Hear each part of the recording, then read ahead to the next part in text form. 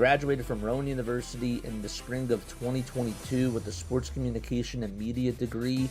I got to actually call minor league baseball and G League basketball games while I was in school. And then I graduated, and as soon as I graduated, I went to NFL Films in Mount Laurel, New Jersey. And as much as I loved that experience, I miss putting on the headsets. I decided, you know what, talk is cheap. I have a laptop that's in my house, and so 21 months later, here we are, still on YouTube, calling games and building an incredible, loving community on here with the people that I call my Philly freaks with a capital P and a capital H. We go live for every single Phillies, Sixers, and Eagles game, and we do it like old school radio play-by-play style. I'm Jason Joseph, and this is Play-by-Play with JJ. I showed a swung on barrel out to right field. Bye-bye baseball. That baby is long gone. Good evening, everybody. Welcome on into another edition of Phillies Play-by-Play with JJ. My name is Jason Joseph. Hopefully, you're all doing well and having yourselves a very fantastic day. Sorry, I had to adjust the camera for a second. I figured, you know what? Let's get a new hat on. Let's try to spice it up a little bit. This is not a new hat, but this is a hat that I usually don't wear. And maybe this will be the good luck that the Phillies could use tonight. We were in a rain delay that lasted for an hour and 20 minutes. And we are about ready to get underway, baby. Let's go. Let's go. Forgot to take the Roadcaster cover off, but we're good. Yes. All right. What are your final score predictions for this one down below? Please let us know. All right. The Phillies will have Joe Ross out there on the mound today for a couple of innings of work. Ross this year is a 4.34 earned run average. He's now 32 years old. 22 strikeouts this year. This will be his first start this year. Last time he started was last year with the Milwaukee Brewers. He ended up starting in 10 of his 25 games that he did appear in, and had underneath a 5 ERA as a starter in last year's Brewers uniform. So Joe Ross is going to be starting for the Philadelphia Phillies. Again, this year he's 2-1. He has a 1.28 WHIP as well, and 29 innings, 22 strikeouts, 7 walks allowed as well. And so the lineup that the Phillies will have, it'll be this. It'll be Trey Turner, Kyle Schwarber, Alec Bohm, Nick Castellanos, JT Realmuto, Edmundo Sosa, Bryson Stott, Wes Wilson, and Johan Rojas. So just basically no Bryce Harper. JT is back in the lineup tonight. I am shocked. I'm really shocked about that. JT is back in the lineup tonight. I thought he was going to miss at least a couple more games. But he is back in the lineup, and that is good news in regards to his defense and in regards to his catching abilities. So JT is back in the lineup tonight, and Alec Bohm slides up to the 3 spot. He's playing over at first base for Bryce Harper. No Brandon Marsh and no Max Kepler. So the guy that the Phillies will be facing will be a former player of the Philadelphia Phillies, and that is Bailey Falter. Bailey Falter is going to be out there on the mound for the Pittsburgh Pirates. Familiar face for sure, 3.14 ERA this year, a 4-3 record, and last time he pitched, he actually he pitched pretty well. He went 6 1/3, just gave up 2 hits against the Padres and shut them out, and only allowed 1 walk. Had only 1 strikeout though, but got his 4th win of the season. Bailey Falter has not lost a game since April 27th. In the month of May, he did post a .76 ERA. And also only allowed just 3 earned runs in 35 2/3 of an inning. So he has a 4-seamer, a sinker, a slider, a curveball, and a splitter. Guys are hitting just 176 against the sinker and 225 against the slider, which those 2 pitches are what he tends to throw a lot, along with the 4-seamer as well. So, all right. The scoreboard is back. The scoreboard is back. The poop scoreboard, that is. Bailey Falter is warming up. Pittsburgh has their, I guess that this is their City Connect uniforms. I don't know. But the letters on across the chest, they say PGH in black text. And there's a yellow, their jersey tops are yellow, but they look interesting. I don't really know how to describe it, but they're not polka dot. How do you? It's hard to come up with the description with that. But anyhow, Phillies are in their gray tops, their gray bottoms as well, and have the red Phillies helmet on with the white P as the logo. On the defensive side of the diamond for the Pirates today, they got Falter on the mound. They got Andy Rodriguez catching. They got Spencer Horwitz at first. Nick Gonzalez is at second. At third, it's Jared Triolo. And Isaiah Kiner-Falefa is at short.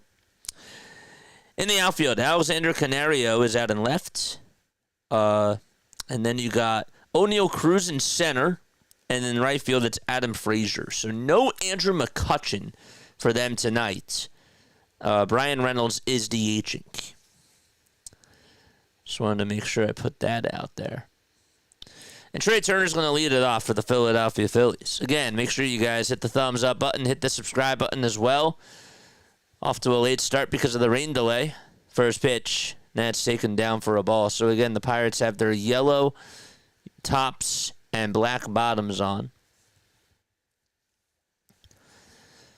1 ball, no strikes. To Trey Turner as the first pitch was taken down. Falter comes set and delivers. And Turner lines this one off the glove of the shortstop out towards left field. It just died. And Trey Turner is going to get on with a single. Wasn't too far of a run for the left fielder to go out there and get it. But a good swing by Trey. It was a rocket, and it was just hit off the glove of Isaiah Kiner-Falefa. And it just sort of splashed out in left field. Ground is still wet. 106 off the bat from Trey Turner. And Kyle Schwarber is coming up to the plate. Larry says 6-3 Pirates. Peso says 7-2 Phillies. 4-2 Phillies, says Stoney. Okay. All right. No balls, 1 strike to Kyle Schwarber. 8 seconds left on the pitch clock. And the 0-1 pitch to Schwarber popped up over towards the shortstop position. And getting under it this time to make the catch is Kiner-Falefa for out number 1. 51 more subscribers, folks, until we get to 6K. We're so close. So close.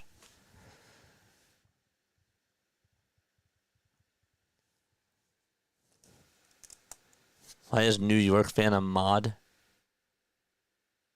I don't know who New York fan is. The pitch. That's inside for a ball.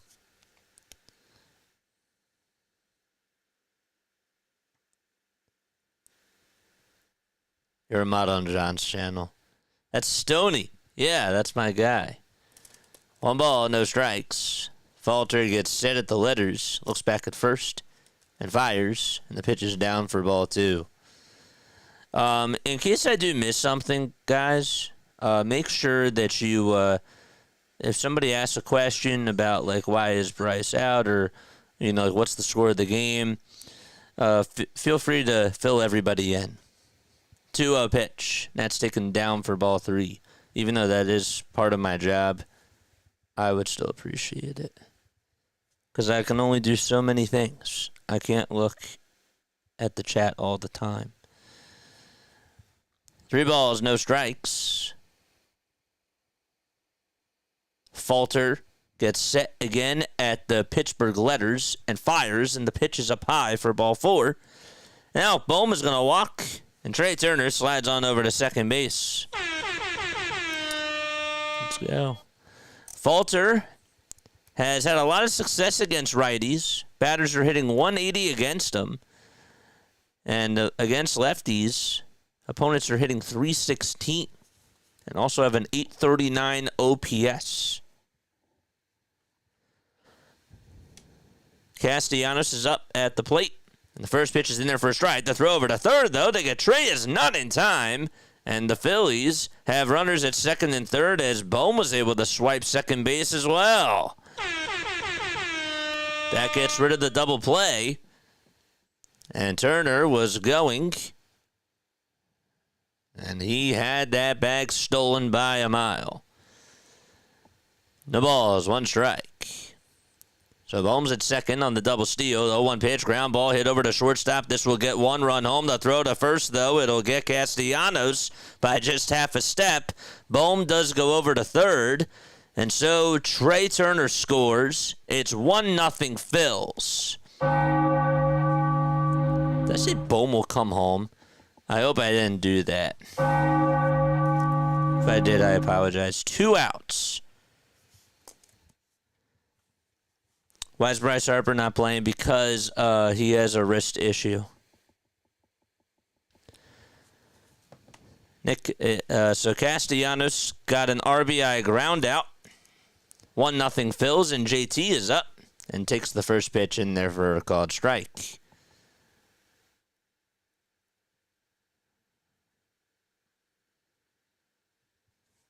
No balls, one strike. Don't forget to like and subscribe. 51 more till we get to 6K. 0-1, swing and a miss.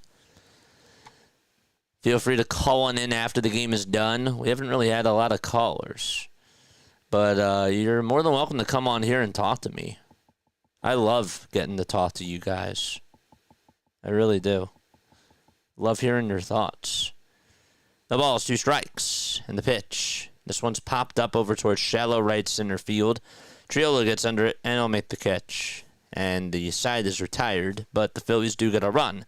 On an RBI ground out by Nick Castellanos. We're going to the bottom of the first, 1-0 Phils.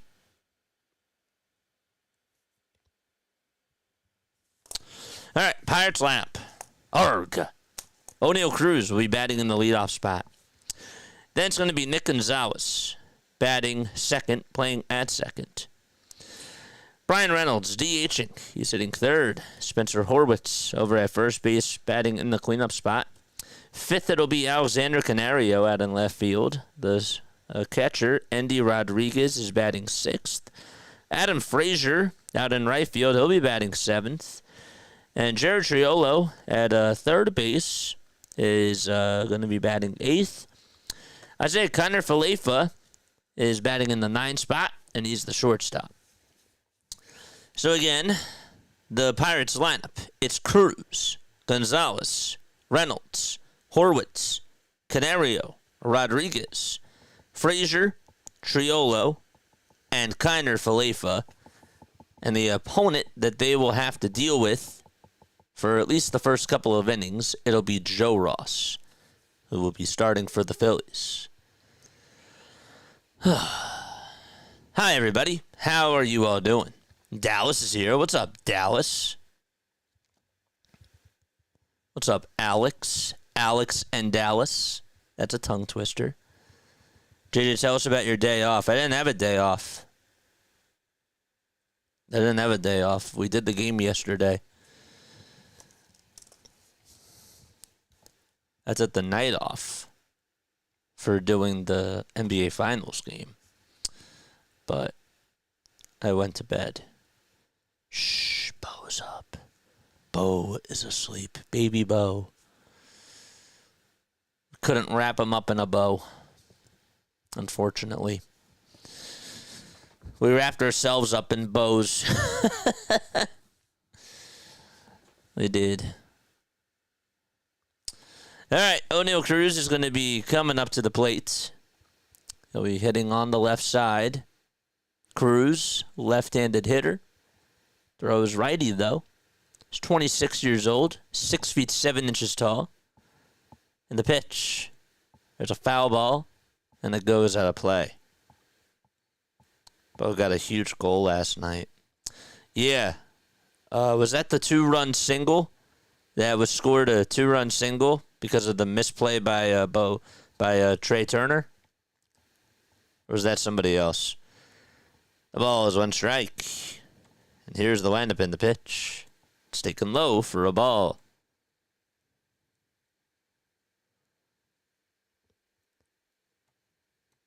Finally, the Phillies are up again. Well, should get you turn on those bell icons. That way you know when we're live. 1-1. That's taken down for ball 2. Cruz hitting just .230. He has 12 homers and 28 RBI. Also 35 runs scored as well. 2-1 pitch. Fouled away. Cruz in the month of June is just 3 for 13. However, he is 3 for his last 7 with 2 RBI coming in the last game. Those were the only 2 RBI that the Pirates had in what was an 8-2 loss against the Astros. Here's the 2-2 pitch. It's up high and outside for ball 3.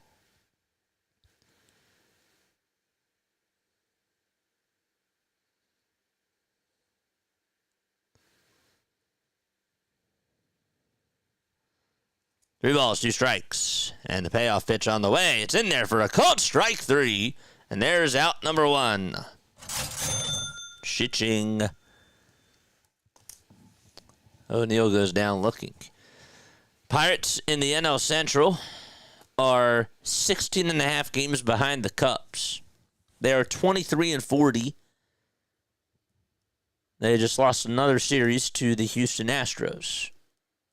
Here's Nick Gonzalez, and he'll hit this one out over towards right center field. Castellanos on the run. He won't be able to get there. Rojas tries to get there, though, and he could not make the catch. And it'll go all the way over towards the wall. Going over to third base is Gonzalez, and that's going to be an RBI triple. Johan Rojas tried to run after that ball and just could not get there. The hat came flying off. Thought maybe that was going to be Castellanos who got over there, but they didn't really show a good angle of it. And the ball just bounced off of Rojas' glove. One more foot than he would have had it. And so they will score it as a triple. A 1-out triple by Nick Gonzalez. Brian Reynolds, and this pitch is going to be punched out to right field for a base hit, and the Pirates are going to tie the game 1-1. RBI single, and Brian Reynolds ties up the knot. I'd like to see a replay of the Rojas play. I thought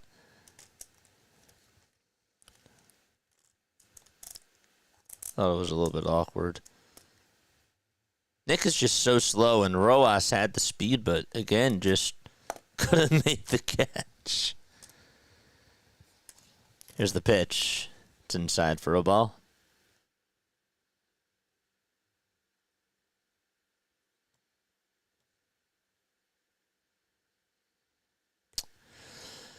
One ball, no strikes. Ross comes set above the belt, kicks, deals, and throws a strike. Just got a word that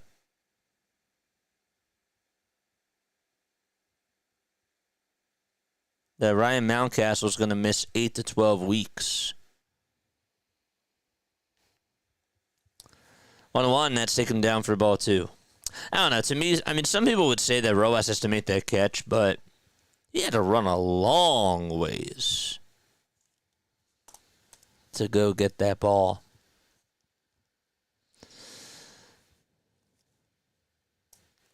Two balls, 1 strike, and the pitch to Horowitz is going to be flied out over towards straightaway center field. Rojas does go back over towards the track, and it will make the catch. There's out number 2.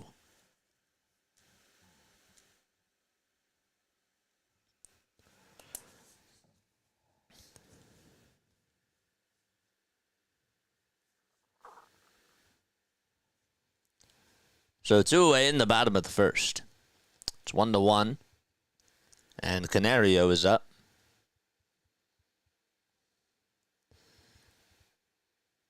The pitch on the way. This one's popped up and hit out over towards the first base side, and out of play it goes.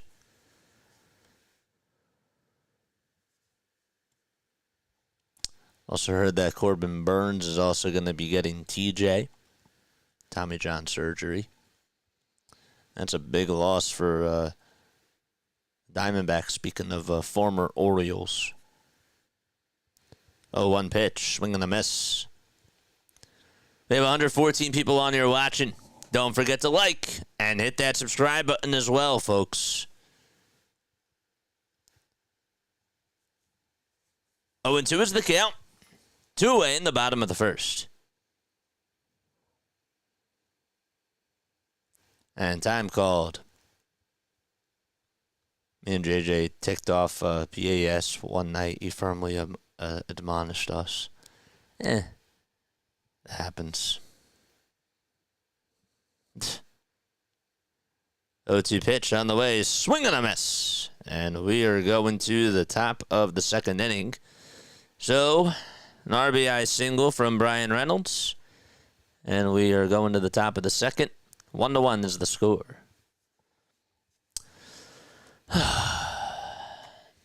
All right, 118 people rocking with us. Okay, so we should probably take this down. We should take this down, this message. Let's just take down. Yeah, let's take that down.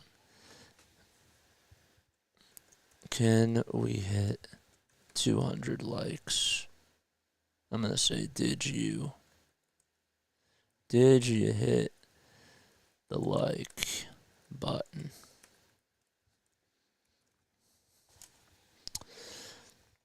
Okay.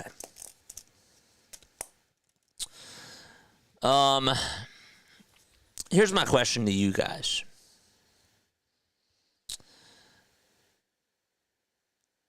My question to you for tonight's game, and please feel free to chime on in.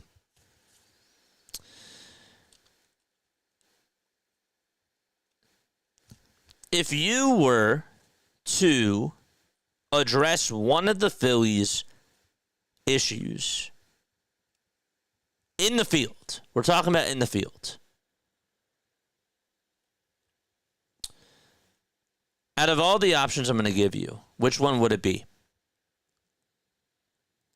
Left field, center field, third base, or shortstop? Rank them in order of need. So one would be left field, one would be like what you think that the biggest position of need would have to be. And fourth is not as important. So one being the most important. So out of all the positions I gave you, left field, center field, third base, or shortstop, what's the most important? Rank them in order.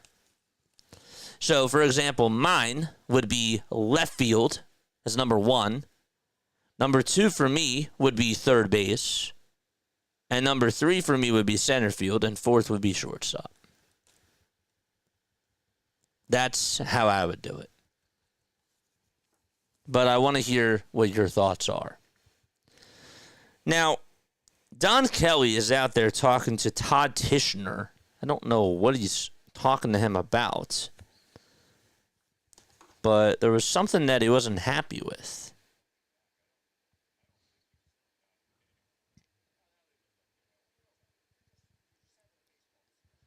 I don't know if he thought that he was thrown out or what is going on, but he's going back to the dugout now. All right, Larry says 1 center field, 2 shortstop, 3 left field, 4 would be catcher. Okay. Jack says left field, center field, shortstop, third base. Okay. So third base to you is not the biggest need. Okay. Left, center, short, third. So we're going the 2 outfield positions first as to what the biggest needs are for position. Shortstop. Now, Mark says shortstop, number 1. Center field, number 2. Third base, number 3. And left field, number 4. So, that's interesting. First pitch is taken down for a ball to Edmundo Sosa. And here's the 1-0 pitch. This one's fouled off. So you think that Trey Turner is the worst defensive player on the team, and you think that the Phillies have to fill in that hole rather than the 2 outfield positions? That's interesting. 1-1 pitch to Sosa. This one's flat out over towards left field. Canario's there, and he will make the catch for out number 1. Shortstop, center field, third base, and left field. To me, left field is the most important because Kepler, you can have Castellanos in right, but you need to have 2 really good outfielders. Casty can't be your best outfielder. It's just not how it works. It's not how it works. The pitch, and that's taken for a strike. 0-1. That's taken outside for a ball. Now, why do you feel the way that you feel? So, Jack, why do you think left field's the most important? Hardcore, why do you think left's the most important? Big Mo DB says left field, center field, third base, and shortstop. 1-1. This one's fouled away. If you improve one outfield spot, then the other outfield spot is less of an issue.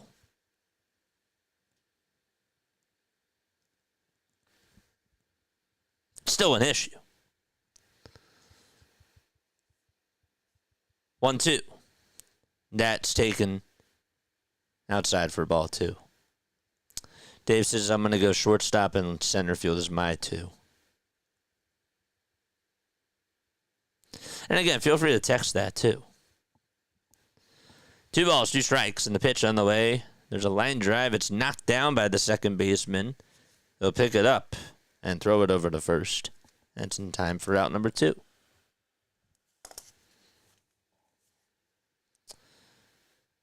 So why do you guys think left field's the most important out of all the 4 positions? Larry says center.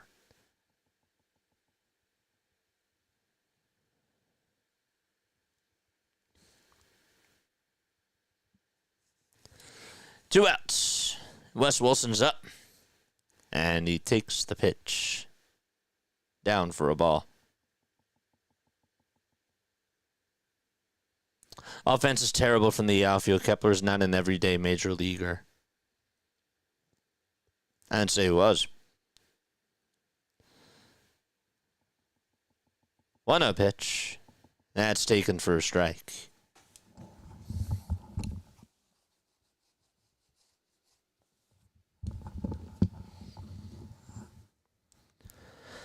One pitch.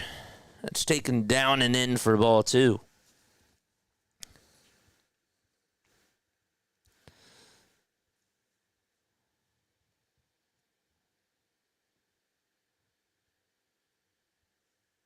Two, 1. And that's a foul ball. How many times have you said Trey needs to make a good hit to make up for his mistake? I'm with you. I'm with you. Trey Turner is not a good defensive shortstop this year. 2-2 pitch on the way, and that's taken for a called strike 3. The ball gets dropped by Rodriguez, but he'll toss it on over to first. It's in plenty of time to get Wes Wilson. There's a 1-2-3 inning. We're going to the bottom of the second. 1-1 is the score.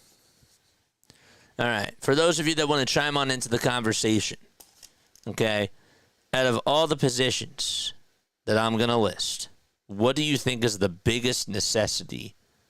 Okay, rank them from 1 through 4. 1 being the biggest need, 4 being not the biggest, the smallest need. Left field, center field, third base, and shortstop. right? Jack says, Jack just gave a $5 super chat. As always, man. Jack really carries the super chats, man. He really does. Shout out to Jack. He's awesome. Really appreciate you. Most batters are right-handed. Oh, I just said something pop into my ear. Most batters are right-handers. So, a lot of chances, and Kepler runs like a pregnant lady. Most batters are right-handed. So, lots of chances. Got you. Okay, so you're saying that most batters are righty, so they tend to play more every day, unless you're like a Cody Bellinger, even though Bellinger's not. Is Bellinger playing left or is he playing center? There's not a lot of lefty outfielders, that's what you're saying. Fair.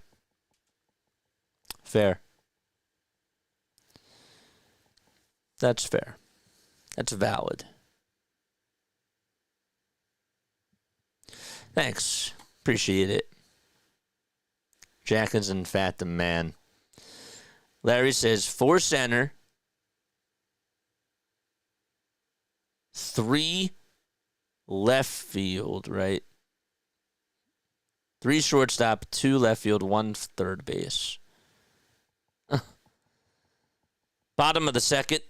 And the pitch on the way, there's a fly ball. It's hit out over towards deep left field. Wilson goes back towards the track, and I'll make the leaping catch in front of the wall.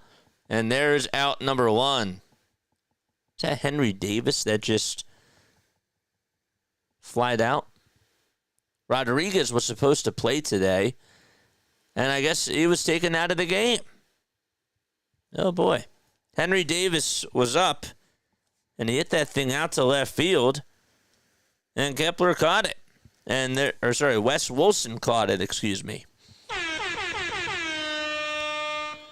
1 ball, no strikes to Adam Frazier now. Frazier hitting just .243. Has 3 homers and 15 runs batted in. And he'll pop up the 1-0 out over towards shallow right field. And Castellanos tries to come running in, and he can't make the catch. And the ball goes by him. And heading over to second base will be Adam Frazier. And again, the Phillies' defensive woes continue. It's like the same exact play that happened yesterday with Kepler and Turner. It just continues to be an issue. It does. Castellanos tried to come sliding in. He did call off Stott, but just couldn't get there to make the catch. And they're going to rule that a double. Circle that. And we'll circle this as well. Come back to it. The pitch. That's taken for a ball. It's 1 ball, no strikes.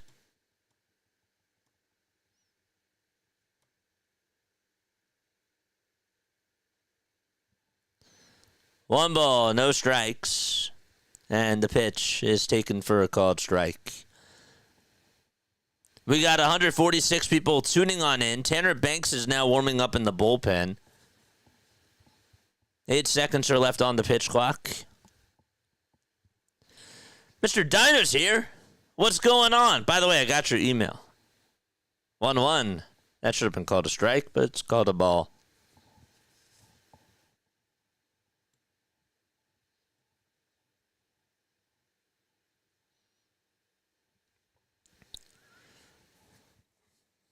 Two balls, 1 strike. And here's the pitch. It's taken for strike 2.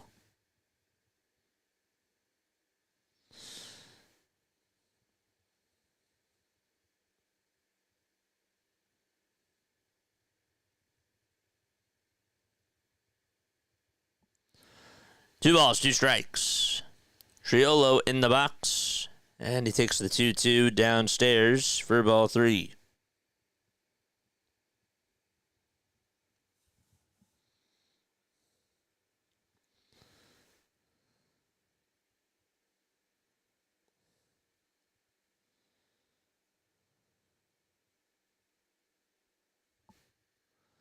3-2 on the way, and that's low and outside for ball 4.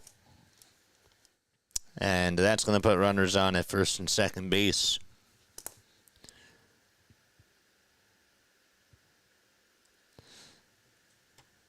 The story of Boa destroying a toilet with a bat in the clubhouse is legendary.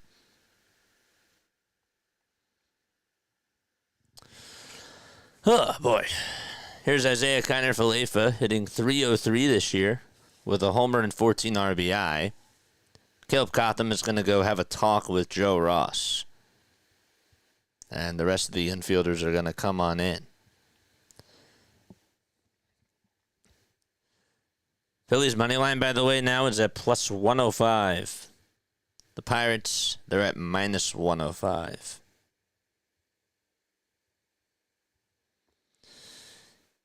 Today is Game 3 of the National Championship, and Texas just put 2 on the board in the first inning of Game 3. They're taking on Texas Tech.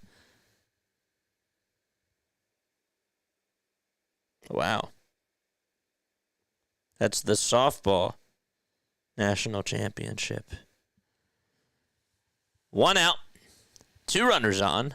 Bottom of the second, and the pitch is in there for a strike. The throw over to third, though, is in time. And they're going to say to check it. Nice play by JT, though. And they're going to say, the ruling on the field is that he's out. And they're going to give it a look.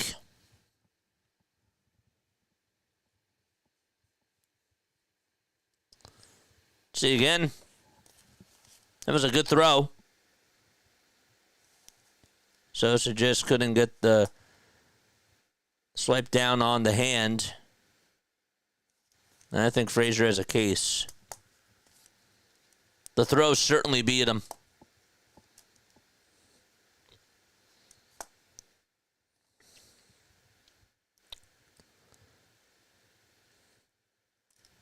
That's a bad angle.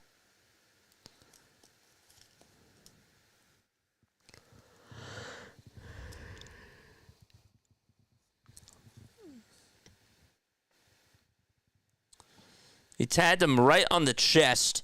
Could not get him on the arm. But was his left hand, Frazier's left hand, in at third base before he got tagged in the chest by Sosa.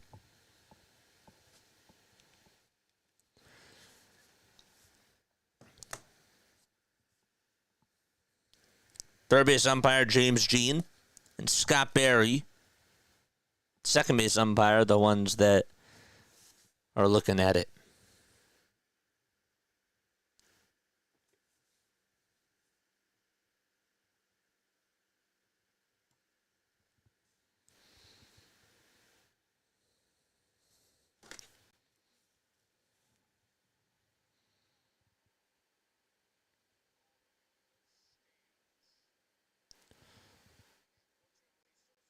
So the call on the field does stand. And there are 2 outs. Good throw by JT. Not necessarily the best swipe by Sosa. It's an 0-1 count to Kiner-Falefa. And the pitch fouled away over towards the right field side. A lot of games are in rain delays, including the Yankees-Red Sox game. 7-0 Yankees in the top of the 4th. 0-2 delivery. It's outside and low. And it's 1 ball, 2 strikes.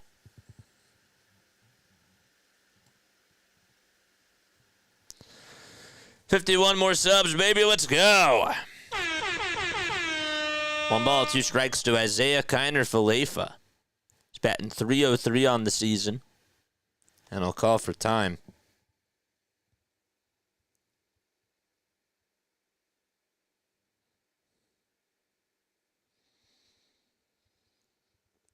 Falefa is 30 years old.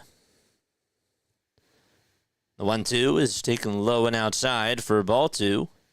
And Triolo stays put at second as the ball did bounce in front of JT.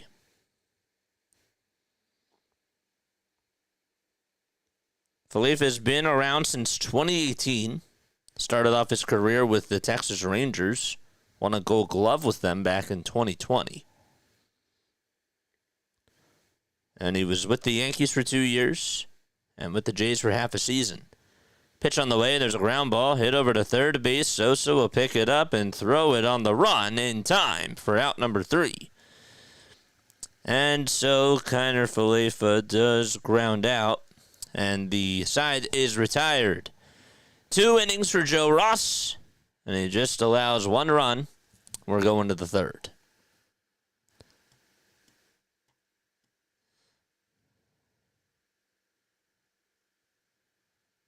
There we go. What else is going on? What else is up? How's everybody doing tonight? Where are you guys tapping on in from? Let us know down below. Where's everybody tuning on in from? All right? Let us know down below.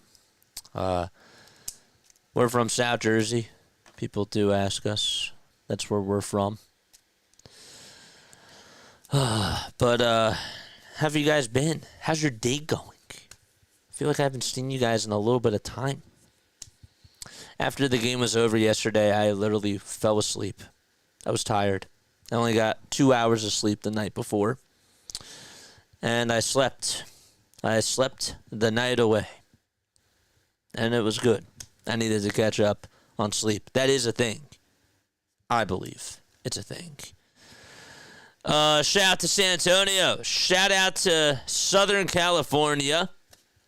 What else? I know we got Florida here. New Jersey also is here. Philadelphia as well. We're all over. Sydney, Australia. Pahoa, Hawaii. Nice. Very, very cool. Shout out to Hawaii as well. We're going to the top of the 3rd. How did we get here, JJ? Well, Nick Castellanos had an RBI ground out. That was in the top of the 1st. That would allow Trey Turner the score. And in the bottom of the 1st inning, Brian Reynolds had an RBI single to make it 1-1. Here's Yohan Rojas facing Bailey Falter. Falter winds up, kicks, fires, and Rojas will send this one out to center field. Cruz will come jogging in, and he will make the catch for the first out of the inning.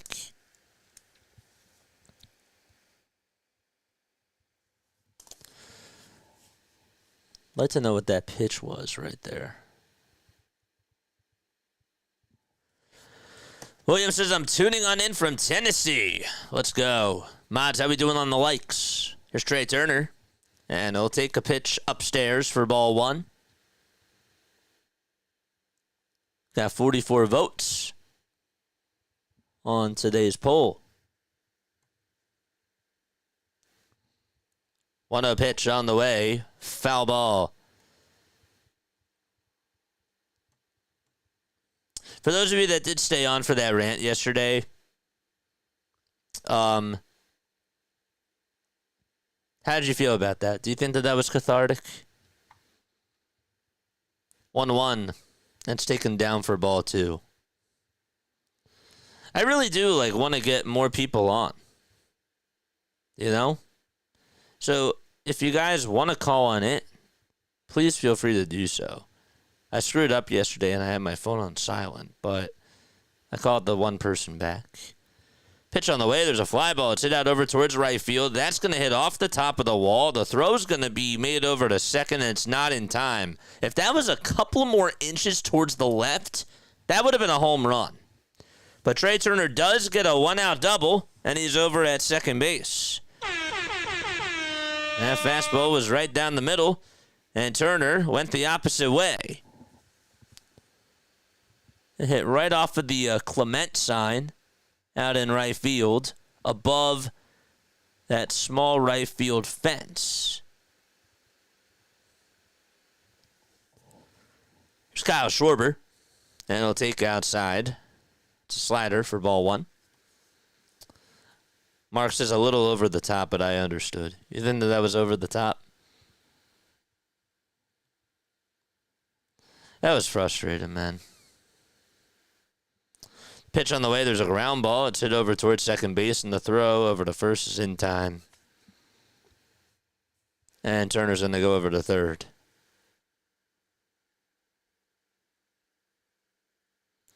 Rojas is brutal, but according to you,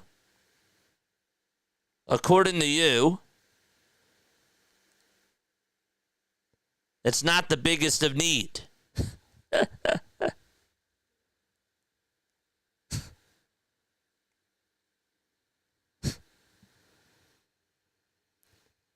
Here's the pitch. There's a ground ball back up the middle for a base hit. And Trey Turner's going to come on in to score. And Alec Bohm gets an RBI single to make it 2-1. There we go.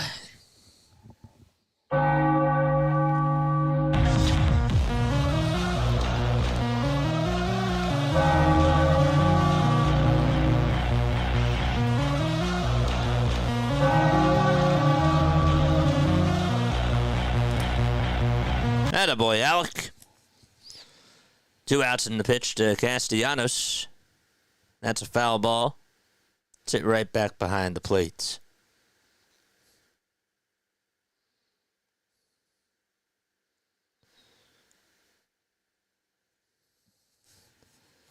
No balls, 1 strike. 5 seconds left on the pitch clock. That's inside for a ball. Not in the field. Well,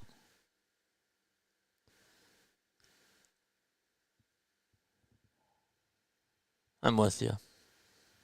He kind of has been brutal, though, in the field, too.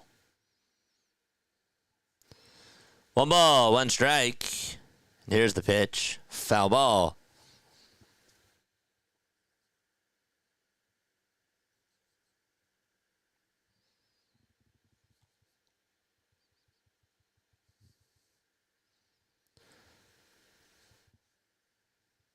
Here's the 1-2 to Castellanos. This one's fouled away.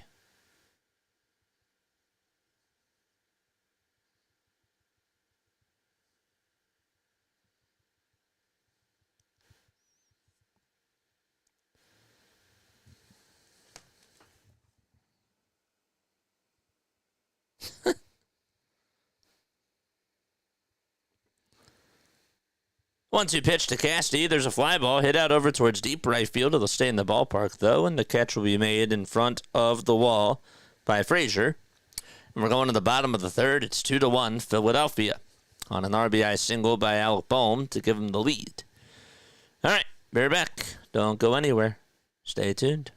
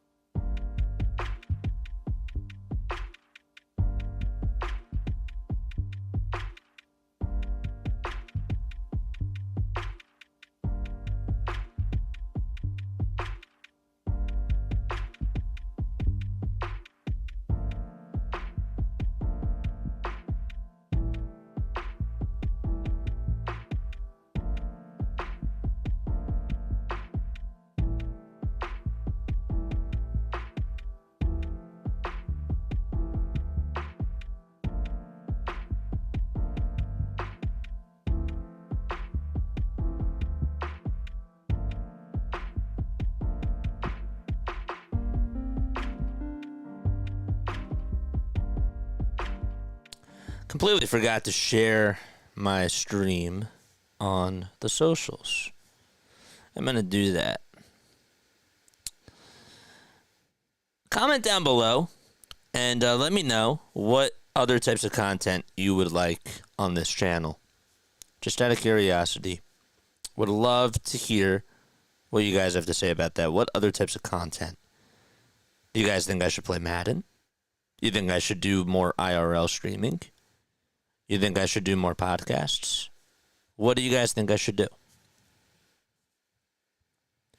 Critique me. Tanner Banks is going to pitch. as we go to the bottom of the third. 26 games for him this year, a 1-0 record, and a 3.67 ERA. Hey, we are live for the Phillies game. Come join us. Pitch, and that's going to be a foul ball that's hit right off the hand of Todd Tishner. Oof. I think I got him right on the hand. He was waving it. Oh, got him right on the thumb. Ouch.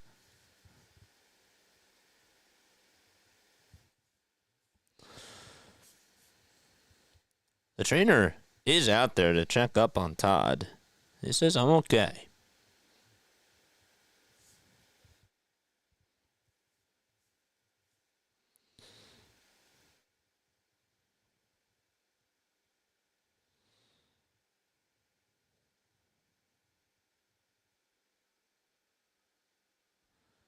Oh, 1 pitch.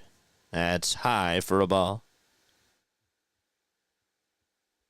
Gotta tell you, PNC looks absolutely awesome.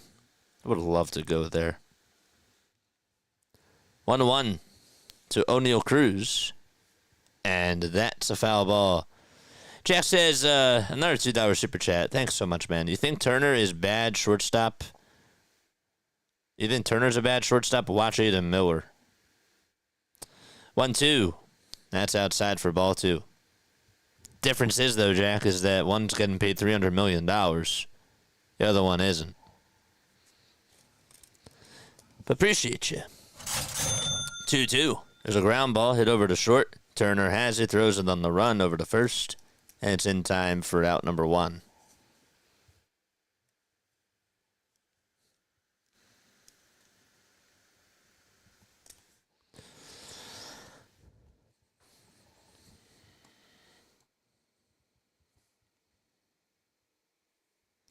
Justin Crawford was not in the Lehigh Valley lineup tonight. No, he was not getting called last night. He had an injury that he dealt with last night, and he left the game. Some people were speculating, well, maybe this means he's going to get called up.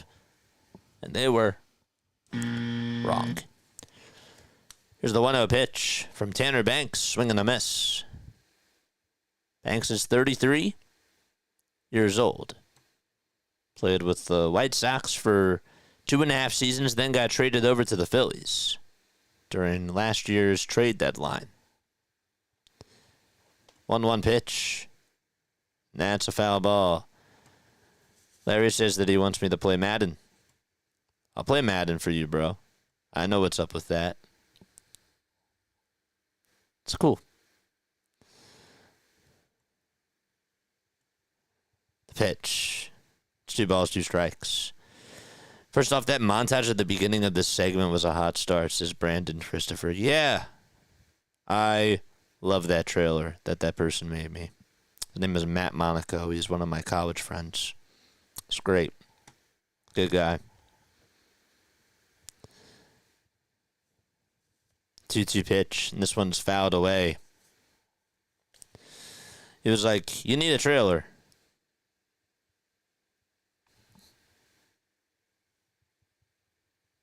And I was like, you know what? I could use one. He was like, I'll do it for you. And I was like, wait, really? He's the man. 2 balls, 2 strikes. 1 out, bottom of the third. I think that the next thing that we're going to invest in is a capture card. Because I do think that we are going to do some more Madden stuff. Or maybe play MLB The Show.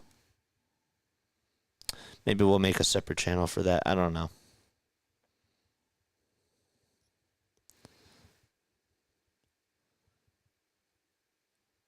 One out, bottom of the third. 2 balls, 2 strikes to Nick Gonzalez. Sitting on the right side. And he'll ground this one over to second base. Stott will pick it up. He has time. He'll throw it over to first. And 2 away.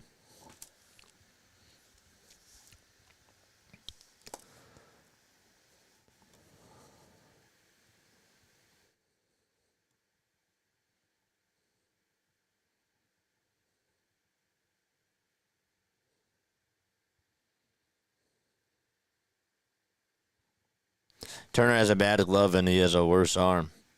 Oh, so you're saying that he's not a good defensive shortstop. Speaking of not good, there's a fly ball hit out over to left field, and that one is gone. As Brian Reynolds hammers a home run and delivers his second RBI of the day. And the fireworks go off. It's a 2-2 game as Reynolds homers on the right side.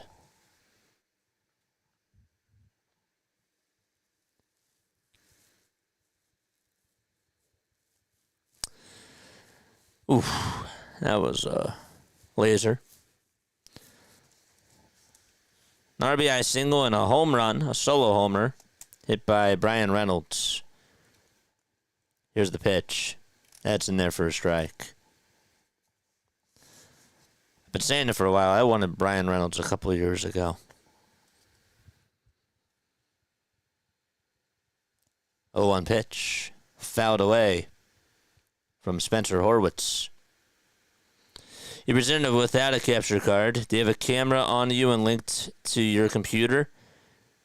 Yes, but I think I need a capture card to hook it up to my PlayStation. To hook my PlayStation up to it. The pitch on the way is swing and a miss. And we're going to the top of the fourth as Horwitz strikes out. All right. 2-2 is the score. Jack says, let's trade for Reynolds. I wouldn't mind taking them now. I still wouldn't mind it. That's, it's not bad. This year he hasn't really been as explosive, but he's been hitting the ball better. Yes, that's correct. Yep. All right, good. Don't forget to like, don't forget to subscribe, and turn on the bell icons too. We have 156 people on here watching. Let's get 156 likes, man. Let's get 156 likes. Today's June 6th.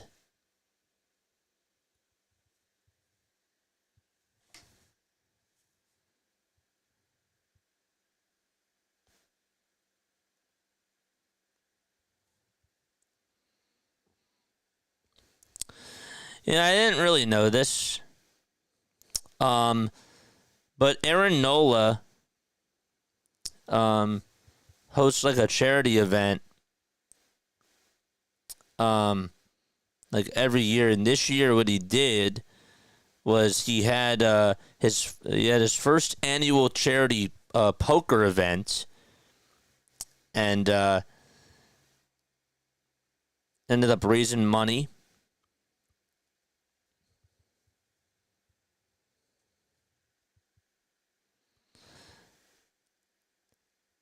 And they had like a lot of players, that were there. He ended up raising $225K at this event. And where is this? There's an error, it said. I was trying to figure out what the cause was for.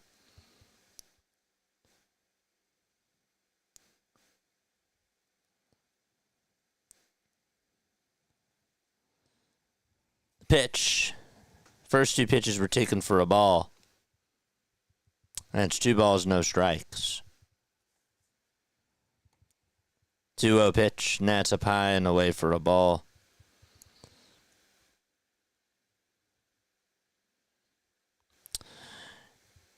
Every entry that was fired was to help support Team Red, White, and Blue, which is an organization dedicated to helping veterans maintaining physical and mental wellness.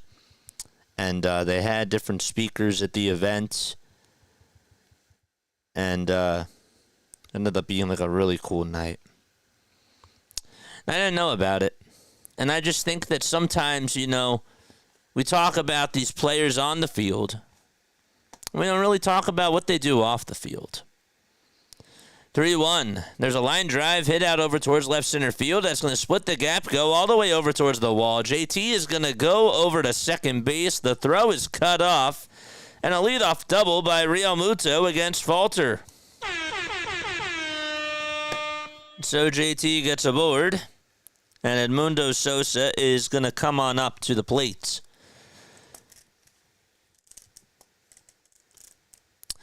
But it had me wondering, have you guys ever gone to a charity event for like a professional sports team? Have you ever done any of the Eagles autism events? Or have you ever gone to anything like that?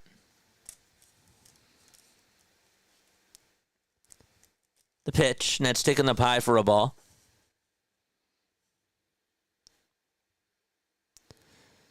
One ball, no strikes. The pitch on the way, and that's taken up high for ball 2. I was really fortunate. A couple of years ago, I went to this thing called a sneaker ball. It was hosted by Eagles safety. His name was Rodney McLeod. Rodney and Erica hosted it. I think now this is their 3rd year that they've done it. But I got to go 2 years ago, and it was so cool. 2 balls, 1 strike to Edmundo Sosa. He's in the box. And the pitch. It's inside for ball 3.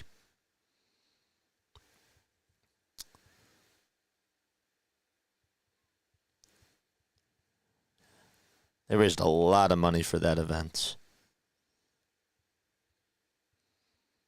3 balls, 1 strike. And the pitch on the way, and that's taken down for ball 4. And Sosa gets on with a walk. Saw Brian Westbrook there. B-Doc was there. Hertz was there, of course. Mailata. Darius Slay. Got to meet them all, and that was really awesome. Here's Stott, who comes up, and the pitch was outside for a ball. So have any of you guys been to a charity event from a professional sports team? Lori says, went to the Flyers Wives Fight for Lives Carnivals back in the 80s. How was that? What do you remember about that? You have runners on at first and second. We're in the top of the 4th. JT's at second. And over at first base, it's Sosa. Still nobody out. 1-0 to Bryson Stott, hitting in the 7 spot tonight. And the 1-0 pitch on the way. And Stott shows bunt. The pitch was down. He made a little bit of contact with it. It's a foul ball.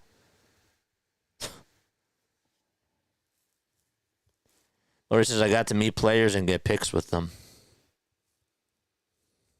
That's cool. Anybody else? 1-1 pitch. Fouled away. I got to go to the Philadelphia Sports Writers banquet. The Writers Association banquet. That was cool.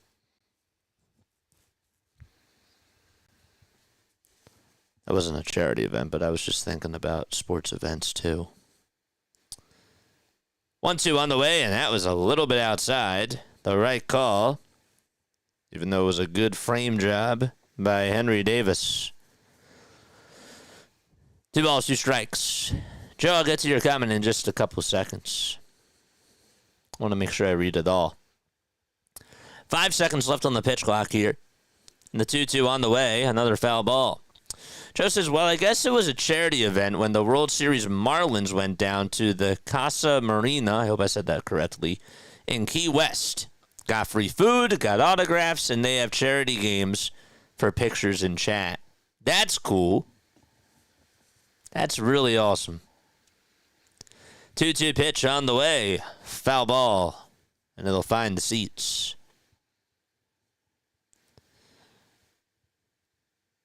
That's really cool. Anybody ever go to Devontae Smith's softball game? Has anybody done that? the annual softball game that he has at the Lehigh Valley Iron Pig Stadium. 2-2 pitch. That's outside for ball 3.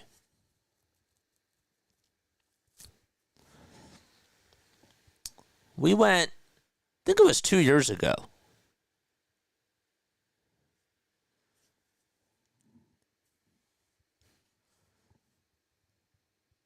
Three-two. And the pitch. Foul ball. Don't ask me the charity.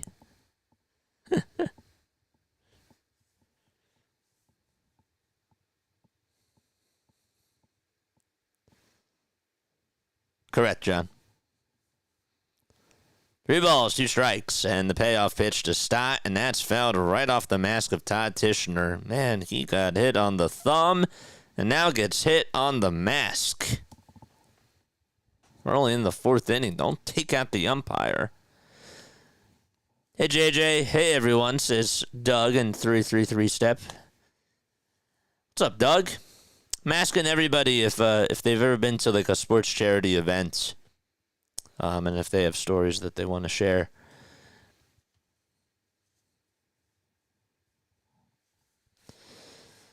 Three balls, 2 strikes, and the payoff pitch on the way. There's a line drive, base hit out to right field. JT's going to round third, and they'll pump the brakes as the throw from Frazier's cut off on the mound by Falter. Phillies at bases loaded with nobody out.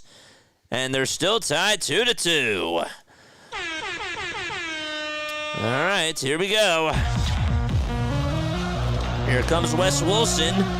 JT's at third, Sosa's at second, and Stott's at first.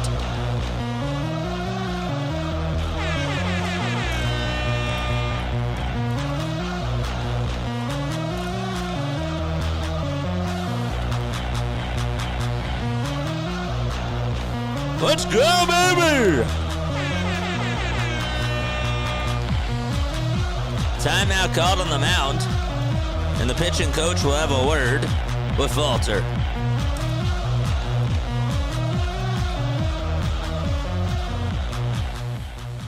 "20 pitches in this inning alone for Bailey Falter."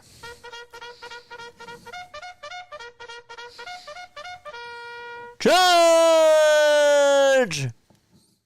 Here's Wes Wilson. The windup and the pitch to Wes. Fly ball hit out towards center field. And O'Neal Cruz will make the catch. JT does tag. The throw is drawn back over towards the mound. But he will not come on in to score. And there's one away. That fly ball was not deep enough. Was not deep enough.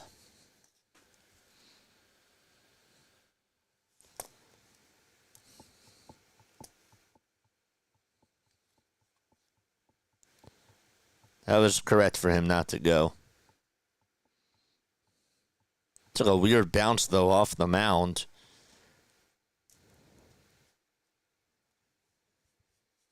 Falter with 60 pitches. Here's Yohan Rojas with bases juiced. So for 1 tonight, and the pitch on the way, swing and a miss. Got a fastball on the upper third of the zone. It's no balls, 1 strike. 196 people tuning on in. Let's get to 200 likes. Let's go. Shout out to everybody over here. We're at 100. Bullseye. No balls, 1 strike. Falter gets set at the letters, and he'll deliver from the stretch. Here comes the pitch. It's down and in for ball 1.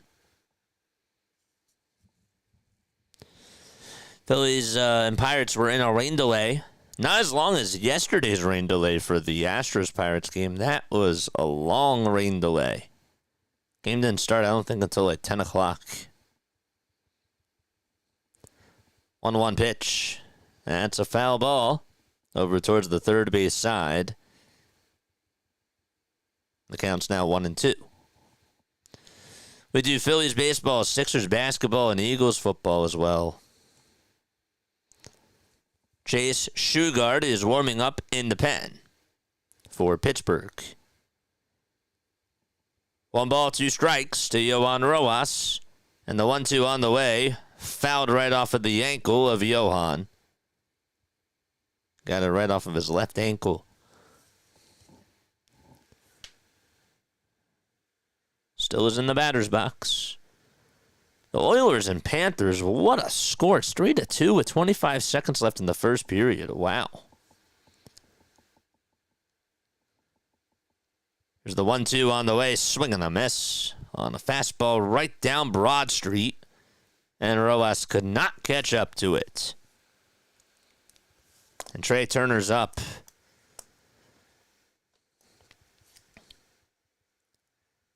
Bases were loaded, nobody was out. Now there's 2 away.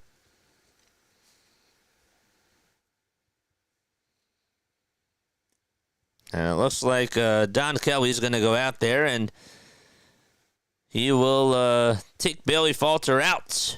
And we're going to have a pitching change as we'll make a call to the bullpen. The Pirates will make a call to the bullpen. Okay, let's go. With 6 minutes left. Jack with a $2 super chat.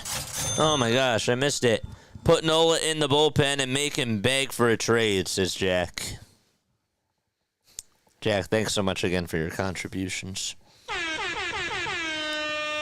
Jack, once we get our point systems up, I'm telling you, once we get them, because other creators have been getting them and I haven't yet, for some reason. But once we get the point systems up, you're going to be, like, ahead of a lot of people with that. And so whenever we do rewards and stuff, you're going to have the biggest chance of winning an award.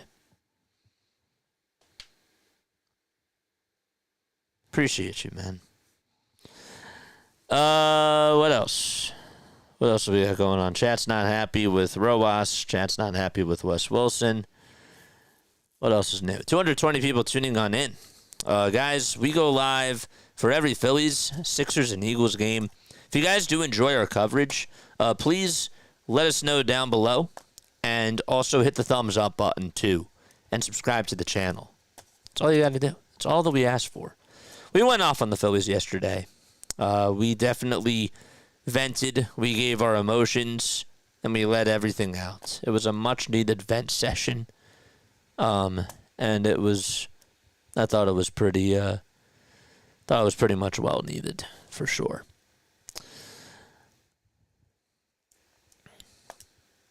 Bases are loaded. 2 outs, top of the 4th. Bailey Falter just came out of the game.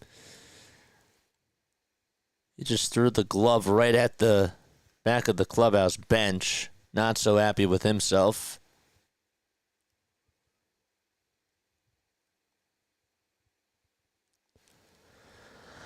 Two outs, top of the 4th. Here's the pitch to Trey. Swing and a miss. Shugard throws a cutter on the upper tier of the zone. Chase Shugard has a 3.33 earned run average. Opponents are just hitting 195 against him. 0-1 to Trey. Foul ball as it'll go into the seats.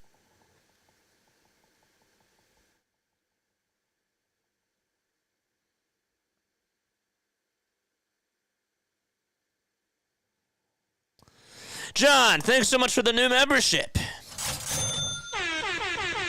Appreciate you, man. 0-2 pitch. They try to see if he went around. No, he did not, says Nestor Seja. Thanks, John. Welcome aboard to the Phillies free community. You get access to some awesome emotes. 1-2. That's inside for ball 2.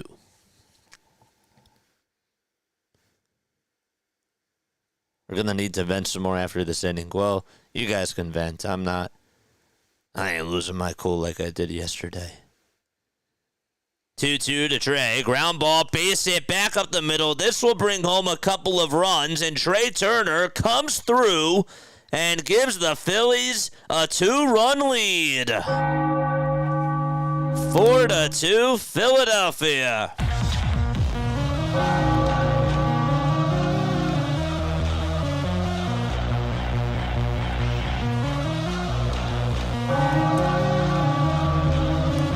And those 2 runs go to Bailey Falter as he was cursing and not happy.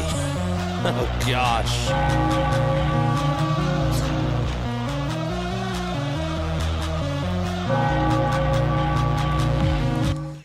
One ball, no strikes as the first pitch was high to Kyle Schwarber.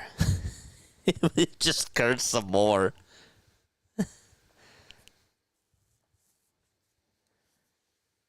There's the 1-0 to Schwarbs. The pitch was a little bit outside, but it's a called strike.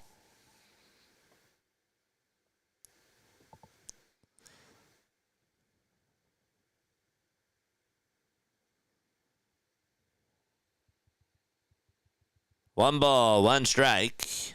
And the pitch. And that's outside for ball 2. Turner has... He doesn't have all 4. No, Castellanos had an RBI ground out.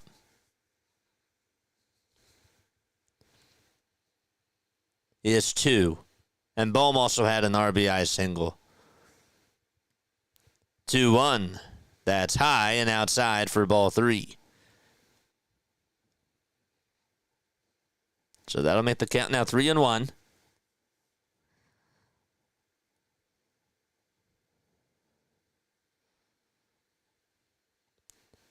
The 3-1 pitch to Schwarber. Swing and a miss on a pitch that was in the dirt. And that's going to make the count full. Ever so though, I forgot about that. Got to take away the mod status, Larry. Just got to take it away. 3-2 on the way to Schwarber. Swing and a miss. Went with another sweeper that was in the dirt. And we are going to the bottom of the 4th inning. Phillies do lead it, though, 4-2, thanks to Trey Turner's 2-run single with 2 outs.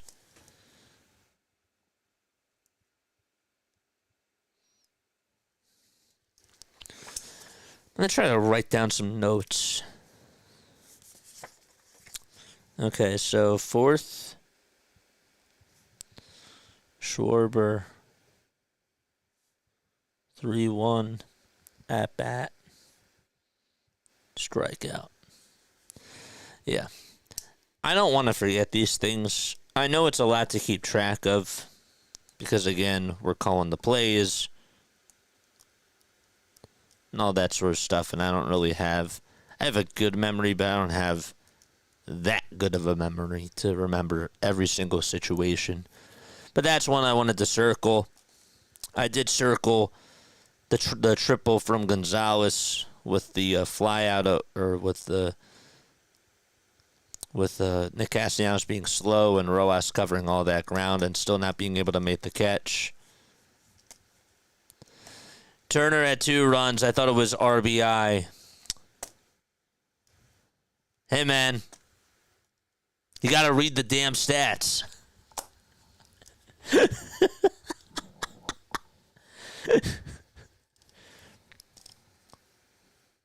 You know what you just did? You just did what Nick Castellanos just did in that 2nd inning. And just drop a fly ball on a sliding catch. That's what Larry did. It's all good, though. We love you, man. We do. What's the going salary for a mod these days?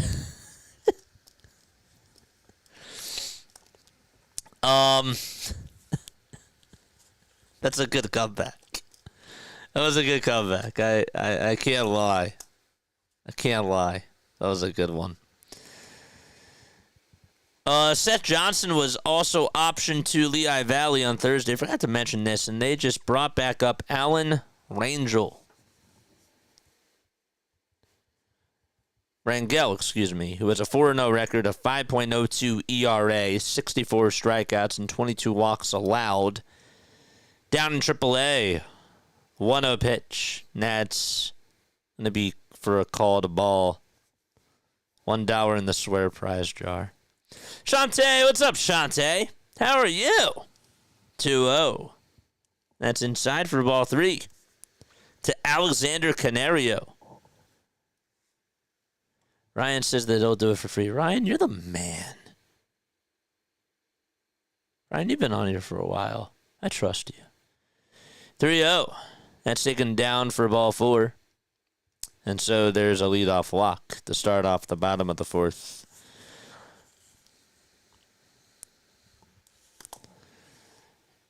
Add as mod. I don't usually try to do it for everybody, but you know what, man? You've been on here for a bit of time. You're awesome.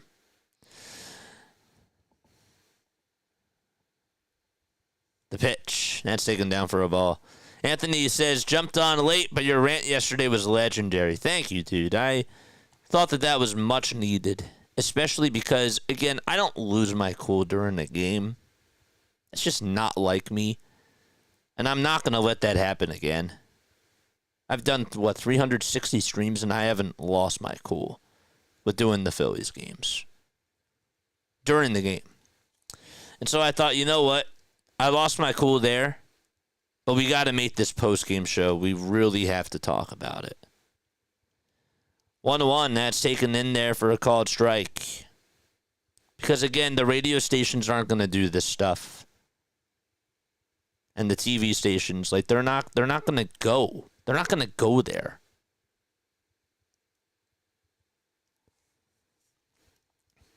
One, fouled away.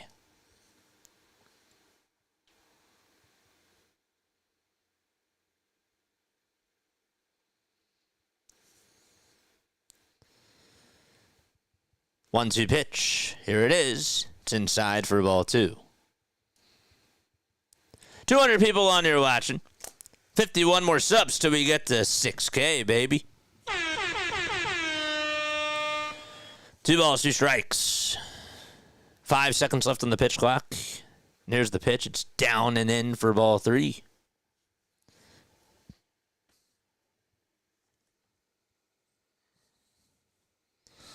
Through 20 June plate appearances, Kyle Schwarber is hitting just $150. Has not homered and has struck out 9 times. Here's the 3-2 on the way. There's a high fly ball hit out to deep left field, and that one is gone, and the Pirates provide a counterpunch. And it's back to an even ball game again in Pittsburgh. Henry Davis with a 2-run bomb out to left.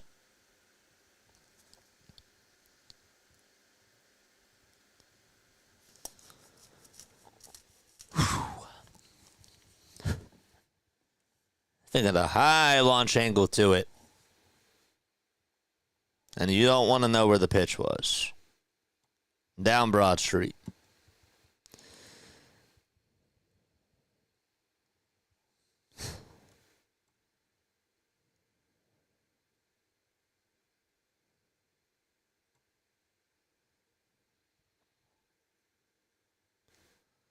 Why is Wheeler out? Because he just had a baby. That's why. 4-4 in the bottom of the 4th. Lots of 4s on the board.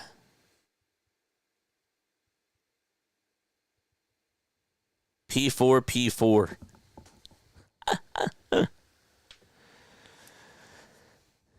Here's Adam Frazier. And he looks at a curveball that's in there for a strike. Ryan says not a bad thing. 0-1. That's high for ball 1.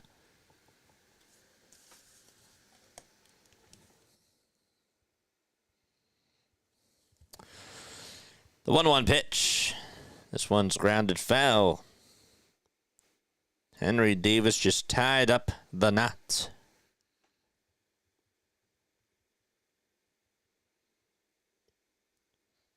Pirates fans are like, he actually did something.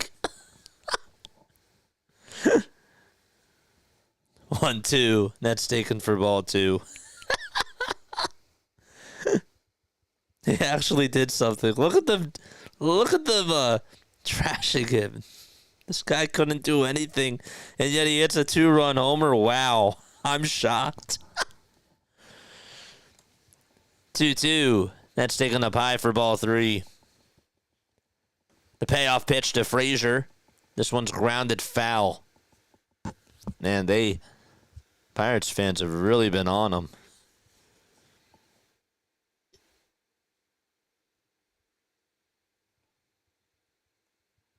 He's hitting 188, so it kind of makes sense.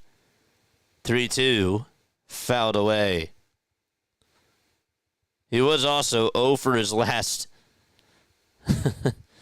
He was 0 for his last 13, so.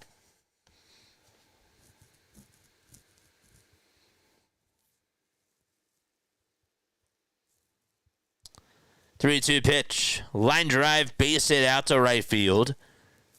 And Castellanos plays it on the ground. And Frazier gets on with a single.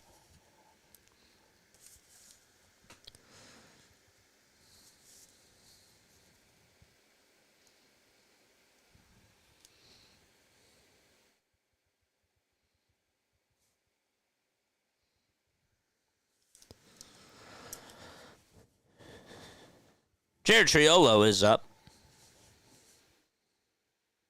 Got 187 people tuning on in. Thank you all so much. Really. You guys are awesome. The pitch. This one's grounded over to shortstop. This should be 2. The throw to second. There's 1. The throw to first. In time for a double play. 6-4-3. Gideon's here. What's going on? However this sounds to us Philly freaks, I can honestly say the best thing about me will still be here. At 12 years old, I don't ask anyone to appreciate me, just support my son. Well, we appreciate you. We do. Pitch on the way. There's a fly ball. It's hit out over towards right field. On the run is Castellanos, and he caught it just in front of that rail in foul territory. That wasn't an easy play. But he did make the catch, and we're going to the 5th. 4-4. Bohm, Casty, and JT are coming up. Where's Pete? Where's Pete at? Yo, JJ, be nice to string together a streak. But Philly fans always appreciate the broadcast. You do a great job. Shout out to you from Mince, Vince, Joe, and Pete. You guys are awesome. These guys tune on in every day when we do a Phillies cast. They always tune on in. I again, like I bring up the story. They were camping. They were camping, and they found our channel, and yet they still listen to us, and they gather around like it's a radio. It's like so cool. It's very, in some ways for me, kind of nostalgic, you know. And I think that that's so sick. And it's so awesome. Shout out to all of you. God bless you guys. Seriously. Wow. 120 likes. That's awesome.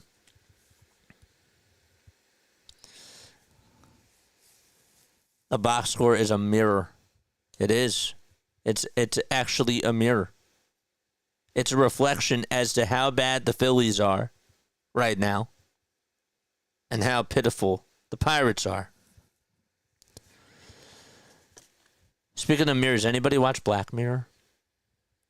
It's a great show on Netflix. The new season is awesome. I love the new season. Thought we had all these starters. Why a bullpen game?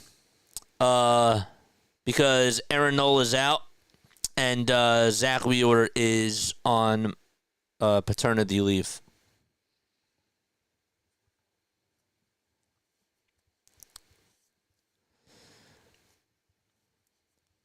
Here's how Bohm, he fouls off the first pitch. The second pitch, a fastball goes whizzing on by him at 93, and he's late. No balls, 2 strikes. We're in the top of the 5th. Bohm has walked, singled. There's also stole a base.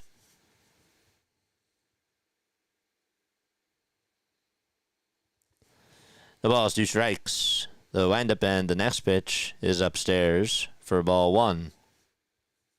That came in 96 miles per hour. The Rockies just got a run against the Mets. They lead it 1-0 there. 1-2 pitch. It's just down for ball 2.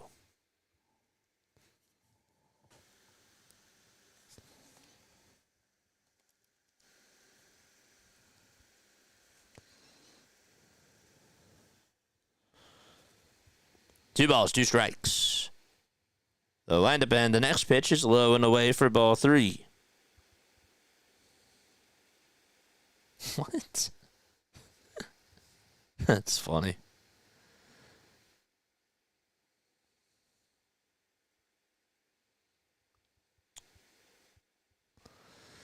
Here's the payoff pitch. It's a check swing foul ball, and Bohm was not happy with himself because the pitch was inside, and he thought maybe, just maybe, Davis was going to catch that.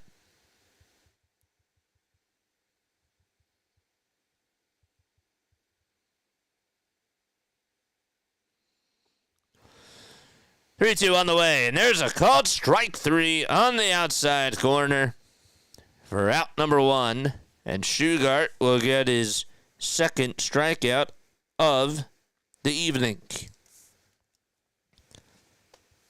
Just right on the outside edge. Bohm was looking. He thought about going. He was guessing. There's one away. Here comes Castellanos, and he's late on a cutter and swung him right out of his shoes. The count is 0-1.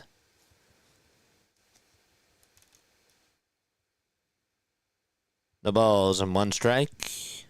And the next pitch is outside for ball 1.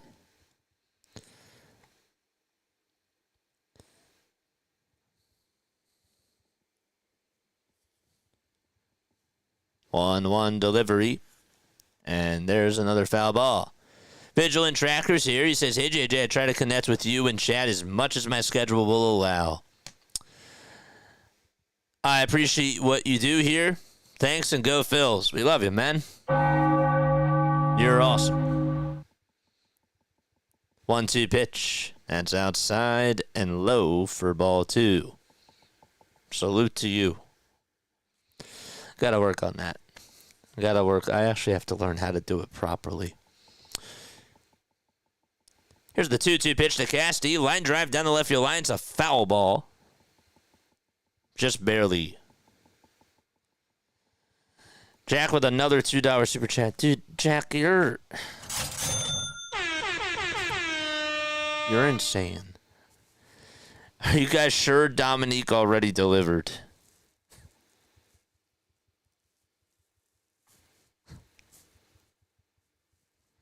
I don't know, I can't check right now.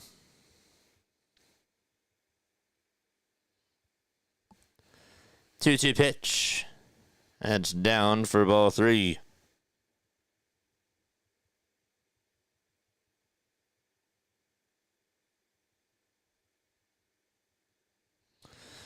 Three-two on the way. Fly ball hit out over towards left field. That's going to go all the way over towards the wall. It also is going to bounce over towards the track. Castellanos will go on over to second base. He gets on with a double. Alexander Canario just could not get there on the run, and then it bounced on the track, and it went towards his right side. He sort of slid a little bit, but Castellanos gets on with a double. It's a 1-out double for Nick Castellanos, and JT's coming up to the plate. There we go. I typed in Wheeler, and then I realized that other things were going to come on up. Here's the pitch, and that is in there for a strike.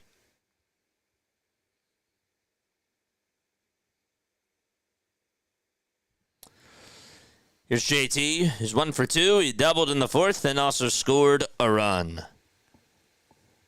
And the pitch on the way is low and outside for a ball. It's 1-1 now.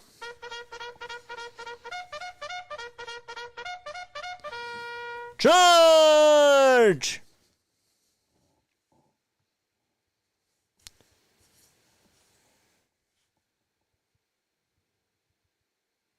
Chase Shugart comes set and delivers. And JT pops this one foul and out of play towards the first base side. Chase is 28 years old. He's from Bridge City, Texas. Hasn't allowed a run since May 22nd. That was against the Brewers.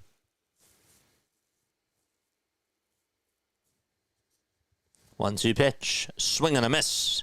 And JT goes after the cutter and is down on strikes.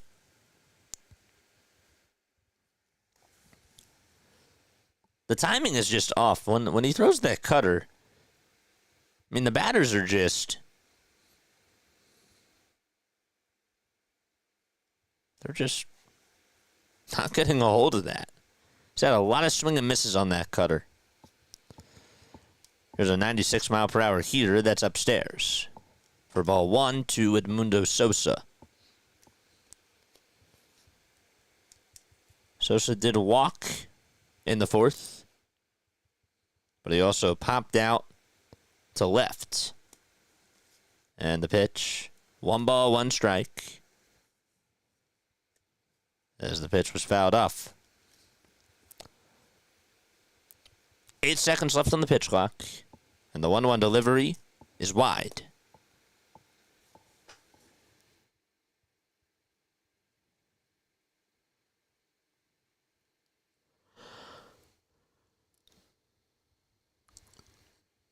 Two balls, 1 strike to Edmundo Sosa. The go-ahead runs at second. We're in the top of the 5th. And the next pitch, another foul ball from Edmundo.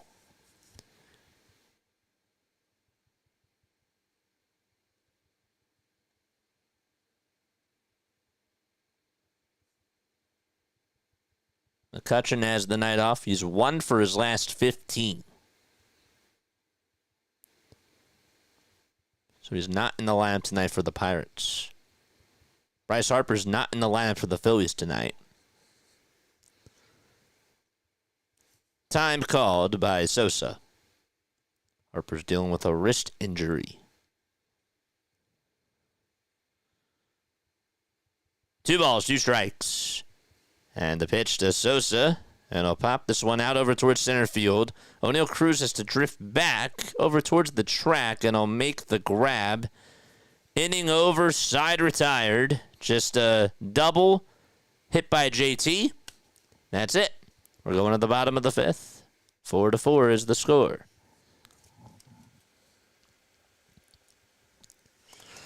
All right. Need some water.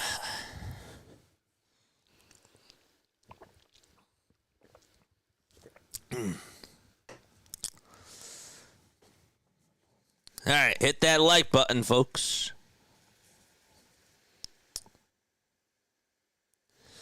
What's Keith Pompey? Why does he have that shot face?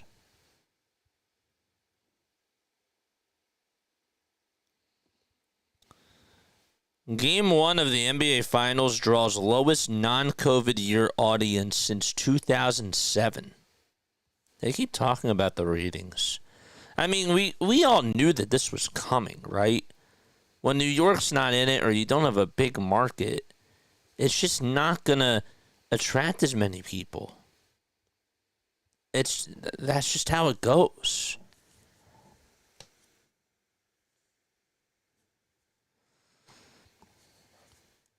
Chris wants to know, what is the action on a cutter? And the best way that I can explain it to you, so it's essentially, it's a type of fastball, and it basically, it breaks towards, I want to say that, like, just to put it in the right terminology, it sort of has like a little dip to it over towards the pitcher's glove as it goes across home plate. So it's not a slider per se, but it drifts. Does that make sense? They characterize it according to AI on Google. It's characterized by a less pronounced topspin and a quicker break compared to just a typical four-seamer or a regular fastball.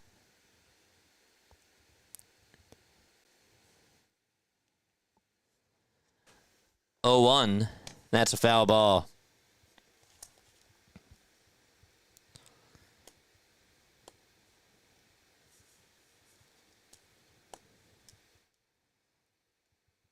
No balls, 2 strikes. And the pitch. It's down and away for a ball. Rangel is still pitching. Antonio Cruz is up. And he takes the 1-2 in the dirt. These are good questions. I didn't see John's question. Sorry about that. I can't see them all.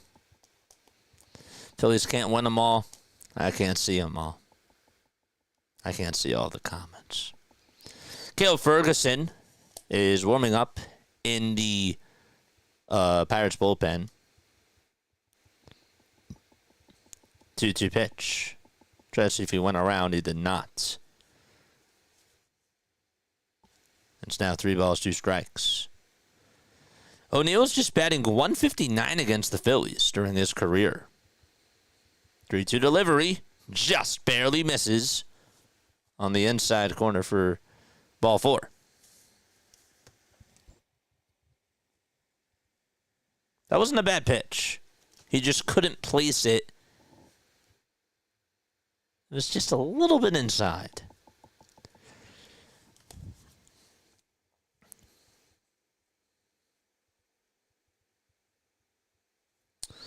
Here's the pitch to Gonzalez. Batting on the right side. And it's in there for a strike.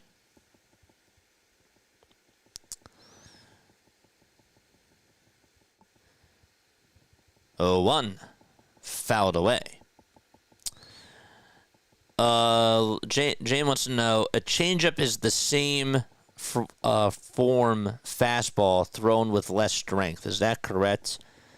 Yeah, it's basically, it's a type of off-speed pitch. It's not a fastball. Off-speed are basically pitches that have a lot of break to it. Like a curveball, a sweeper, knuckle curve. Even that's a type of curve. 0-2 pitch, swing and a miss in the throw. The second base to get Cruz, not in time. O'Neill Cruz got his left hand in there. Good try, though, from JT. Cruz is down, though. And the trainers were going to come out, and he says, nope, I'm okay. The motion should look like a fastball, but it's slower to throw off the hitter's timing. Yes. You get lower velocity on the pitch, and it drops.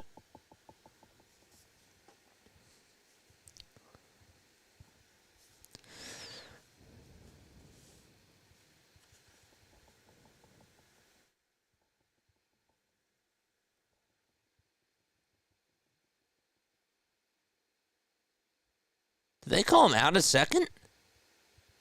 They said that O'Neill was out at second, even though it looked like they said that he was safe originally. So there's 2 outs, nobody on in the bottom of the 5th. I'm confused. They called him safe on the bag, unless it's just my imagination. 0-1. This one's popped up over towards the middle infield. Turner gets under it, and I'll make the catch, and there's out number 3. I gotta go back to this. What the heck happened? Did his hand come off the bag? I gotta go back. I gotta rewind.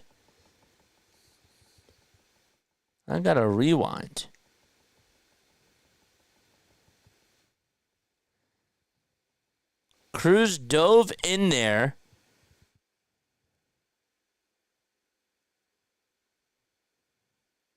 His hand didn't come off.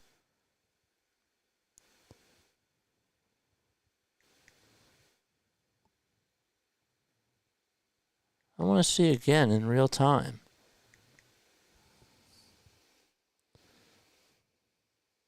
They called him safe at second. So what the heck happened?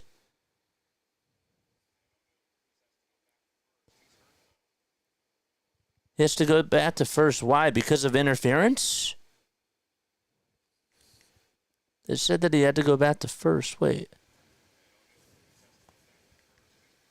Catcher's interference. Gotcha.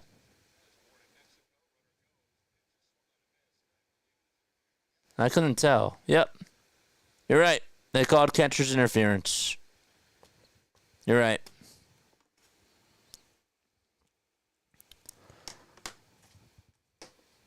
It's hard to look at these things when you're watching it on a monitor. I was like, wait, they said that the call was safe. So I was like, is it just me? Weird. Old Man Ferguson says, think he got hair tied. When JJ gets distracted by his Tinder app. I didn't get distracted. They called him safe, but it was catcher's interference. Got 195 people tuning on in. Appreciate you guys.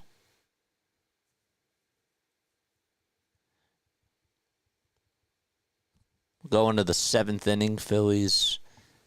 Or sorry, the Yankees and the Red Sox are going to the 7th inning. We're going to the top of the 6th. Okay, that was on me. I was distracted by looking at the other score. Just a friendly hellos from BW. What's up, BW? I just botched a call because of catcher's interference. BW says, go Philly. What's going on, dude? I appreciate you for being on here. Cheers. Cheers. 66% like rate. Please, a few, just hit the like button. I would appreciate that. Cale Ferguson's pitching. He has a 3.65 ERA and 24 2/3. 18 strikeouts, 10 walks allowed. Has not allowed a homer, though, this year, former Dodger. And Stott's in the box. 4-4 is the score, and the pitch is in there for a strike. Phillies had a RBI ground out from Nick Castellanos in the top of the first, and then the Pirates tied it up in the bottom of the first on an RBI single by Brian Reynolds. 0-1 fouled away. Then Bohm had an RBI single in the top of the third, and Reynolds had a solo homer in the bottom of the third, and that tied the knot 2-2. Trey Turner would then get a 2-run single in the top of the fourth with bases loaded and 2 outs, and then Henry Davis would respond in the bottom of the fourth with a 2-run homer. And that's the third time that the Pirates have tied up the game, and we're still tied. Pitch, and now it's a 1-2 count. 4 seconds left on the pitch clock, and the 1-2 pitch, swing and a miss. And Stott goes after a fastball that was just above the zone. And there's one away.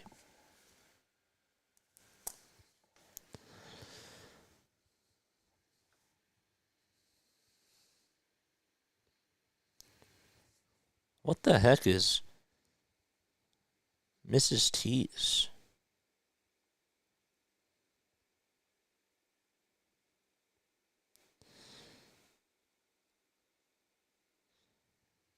Pitch, and that's taken for a ball. Mrs. T's Pirates refers to the Pittsburgh Pirates baseball team's connection with Mrs. T's Pierogies, which is a local pierogi company. I didn't know that.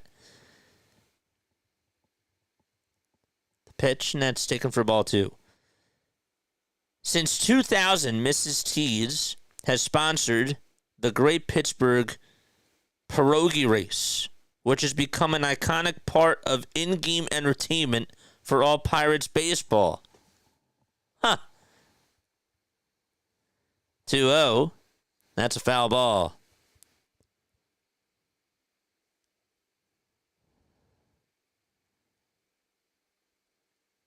And that's not to be confused with the Pirate Parrot, which has been the Pirates mascot since 1979. 2-1, fouled away. So they do have two mascots.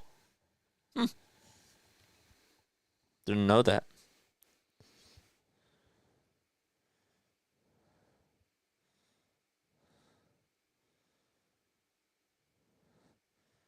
Two-two pitch. That's taken outside for a ball.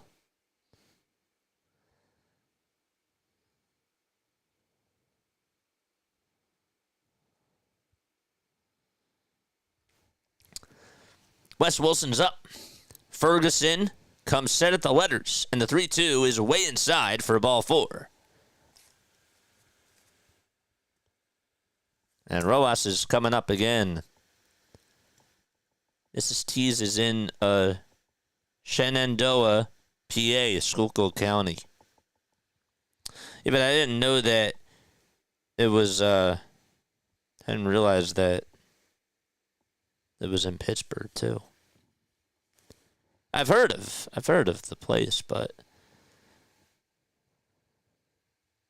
here's the pitch. It's in there for a strike.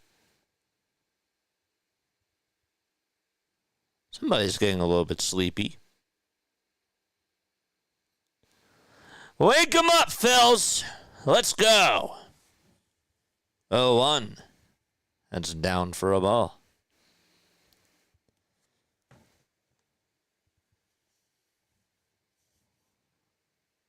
Husband was probably like, I had a long day of work. We're at the game. It's not a lot of people here. Just here relaxing. It stopped raining. We're comfortable. 1-1. Swing and a miss to Johan Rojas. Red Sox have made it the game out at Yankee Stadium. And it's now a 9-6 game. It was 7-0 at one point. New York.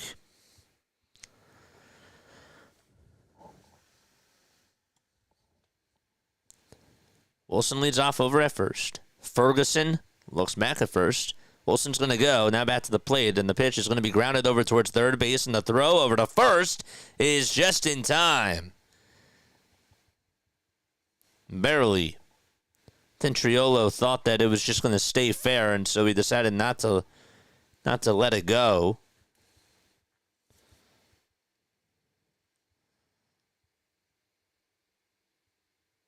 I don't know. I think that there was a chance that it could have went foul. Maybe not, though.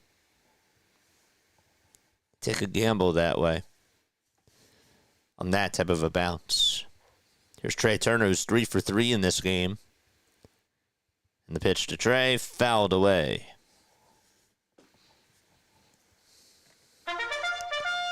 Charge!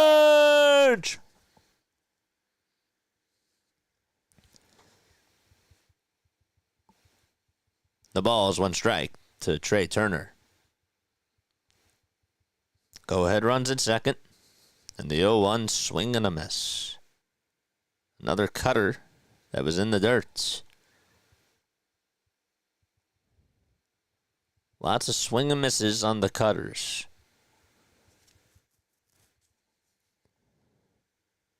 Heather's here. What's up, Heather? 0-2 pitch. There's a ground ball. It's it over to shortstop, and the throw on the run to first is in time. And we're going to the bottom of the 6th inning, all tied up at 4 apiece. Heather says Pirates are going to win. Arg. I appreciate you for coming by, Heather. Shout out to you. Hopefully you enjoy your time on here. I do call Phillies, Sixers, and Eagles games, but I do try to keep it fair when I can. But usually, I usually do a good job, I would say. Braves open a series at San Francisco, having lost 11 of their past 14 games, including a jaw-dropping debacle of a loss on Thursday against the Diamondbacks. They were up 10-4 in the 9th inning. They were 3 outs away And the Diamondbacks came back and beat them 11-10. Crazy game. They got that lead, and they lost. Heather says, I do like the Eagles, and I have no problem with the Phillies. Well, we don't have any problem with you. We have no problems with you. Not at all, whatsoever. We're happy that you're here. I'm just a Pirates fan. That's totally cool. Hey, you know, who says that Braves fans and Phillies fans can't get along? I get along with some Braves fans. I get along with some Mets fans. I know it sounds weird. I know. But as long as you're nice and as long as you're cool, that's it. That's it. We're going to the bottom of the sixth. It's 4-4. Who's going to pitch, JJ? Good question. Well, the first pitch is in there for a strike. And still Rangel, who's pitching.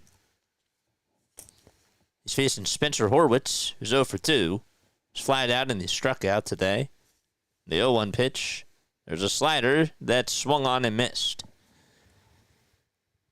It's an 0-2 count.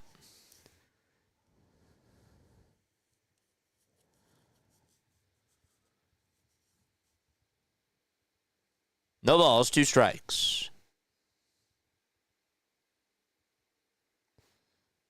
And the 0-2 delivery. And that is called a ball. Looked like it was at the knees. And the count is 1-2. Rangel so far tonight, 2 1/3, 2 earned runs allowed. The 1-2 pitch is grounded over towards first. It's picked up by Bohm, and he'll tag the bag for the first out. Do I live in Philly? I do not live in Philly. I live in South Jersey. So I'm right outside of Philly. One away in the bottom of the sixth, and Canario's up. How about you? Where are you from? Are you from Pittsburgh? The pitch on the way, and that's taken outside for a ball. Phillies enter tonight 1.5 games behind the Mets. And the Mets are down 1-0 in the top of the 5th against the Rockies. 1-0 pitch. And this one's popped up over towards the first base side.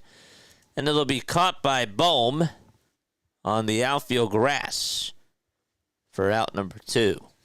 That was weird. Never hope that happens again.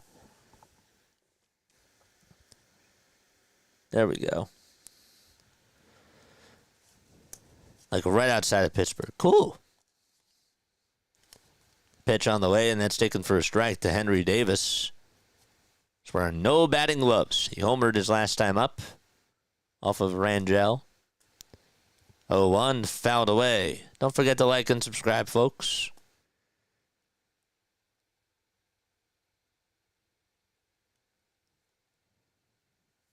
Davis has 3rd homer of the season. That was in his last at-bat. 0-2, fouled off.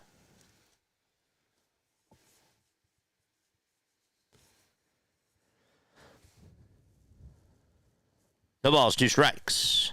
Rangel comes set and delivers and throws it down and out for ball 1. South Jersey is just Philly's suburb anyway, says Big Mo DB.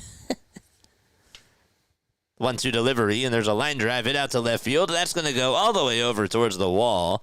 And Henry Davis has his 2nd extra base hit of the ball game. He'll slide over to second base, and the go-ahead run is in scoring position for Pittsburgh.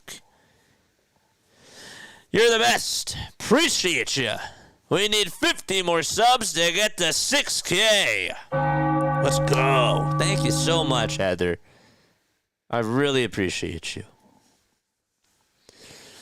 We don't bite.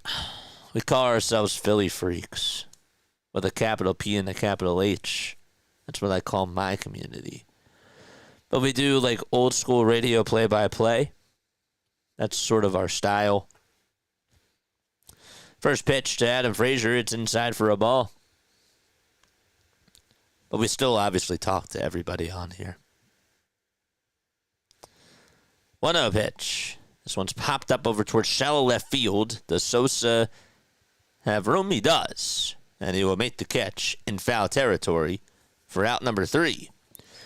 All right, we're going to the top of the 7th. Just a 2-out double allowed to Henry Davis. Other than that, Rangel has been pretty good. Top of the 7th coming up. Still 4-4 is the score. It's been a game of copycat, I swear. JJ really is a Jets and Giants fan. Hey, I don't want to open up another can of worms, but when I first started doing my channel, I did cover the Patriots. I do have to warn you guys about that. I did. I was covering the Patriots. I was a fan of Rob Gronkowski.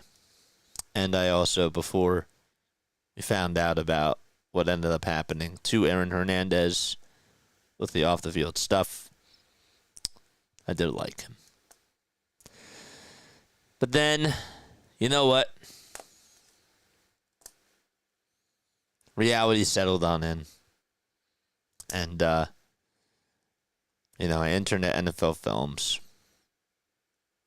And that woke me. That woke me up. And I switched over to the right side of things. I did. And I haven't regretted it. So, I consider myself to be a recent fan. And, yeah, I do get heat for it. But I'm okay with it. And I understand why. But I made mistakes. I did. And I've come out on the other side of it. Here's the pitch to Schwarber, and it's in there for a called strike.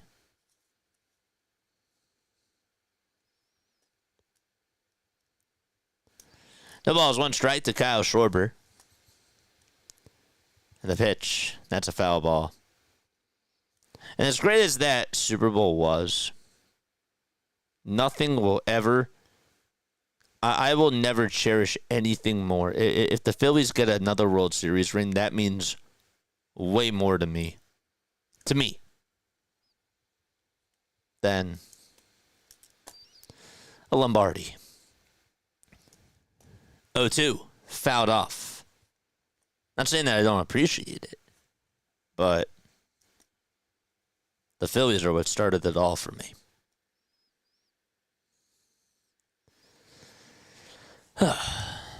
Kyle Schwarber's up. No balls, 2 strikes. Ferguson comes set. And he throws a cutter that's down. And Schwarber says, no thank you. Daniel says, we forgive you. Yeah. I made a mistake.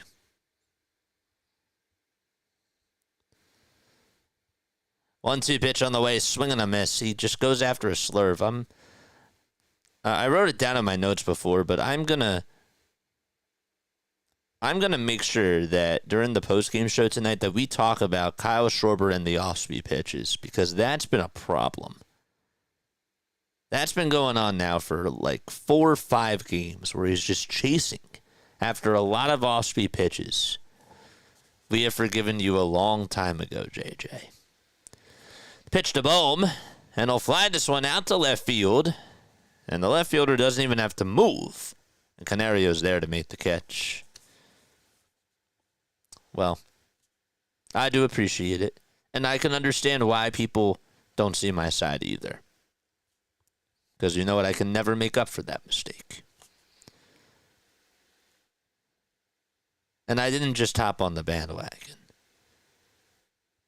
I really didn't. When I was working at Films, I honestly saw a different side to things. and I gained a lot more respect for the birds. Even when I went to sneaker ball, that really did change my philosophy on things. And going to Devontae Smith's fundraiser, you know. 2 outs, top of the 7th, then we're going to have a pitching change. Caleb Ferguson, his night is done. 23 pitches. He did his job. And the Pirates are going to make a call to their bullpen. JJ, you own it like no other. Well done, sir. I have to. I have to accept that for the rest of my life. But you know what? I also accept that in school. I had 2 semester withdrawals. And at one point I had a 1.8 cumulative GPA. That's actually a true story. I had a 1.8 cumulative GPA. That was during my 3rd year. And true story, graduated with a 3.3 cumulative GPA. And it took a lot for me to, overcome that, but I really made sure that I did what I could. And I was lucky I got some really, really good support. And I had people that trusted and believed in me. But for a while, I had to live with, I couldn't do certain things because I had that 1.8 cumulative GPA. And even when it was getting better, I was still under a 2.5. And for the rest of my life, I can at least say that not only did I have a 1.8 cumulative GPA, yes, that did happen, but guess what? I came out on the other side. And for the rest of my life, I will always thank the people that helped me get through those years.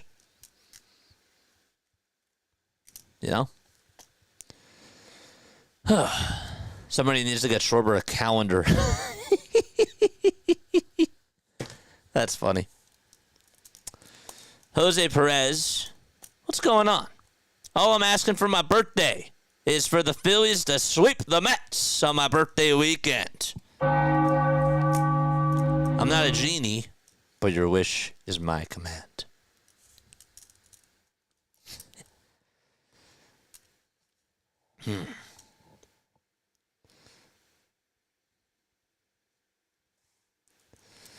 Two outs in the top of the 7th.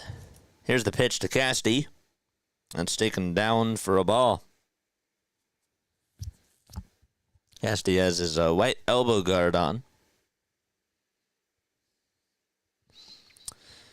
1 ball, no strikes.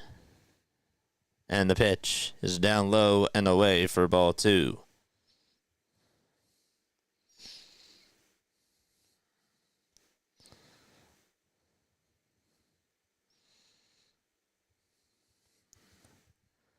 Duo. That's a foul ball.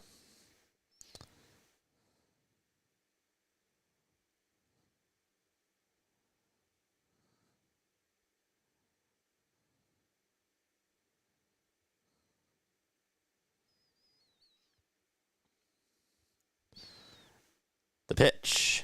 That's taken for ball 3. Count is now 3-1.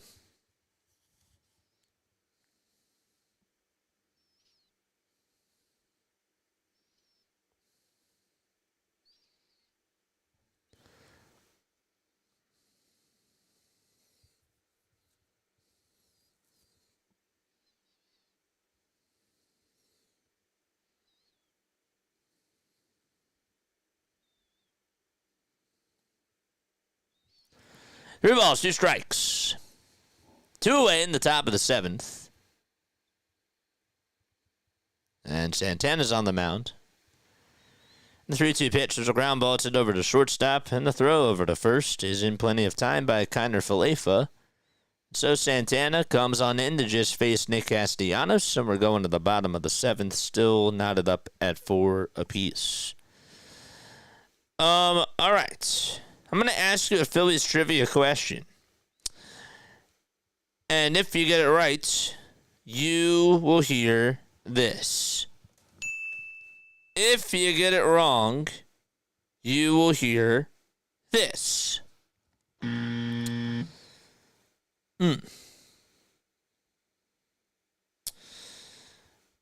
All right. In the 1980 World Series,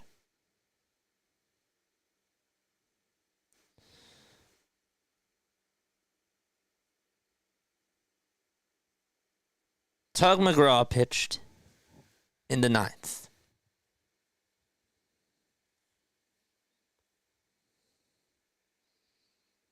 Actually, wait, hold up. 1 second. 1 second.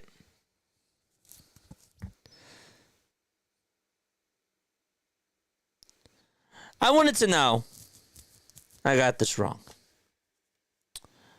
Who won the last game for the Phillies in the 1980 World Series? That was my question. I botched that up. Who won the last game of the 1980 World Series for the Phillies?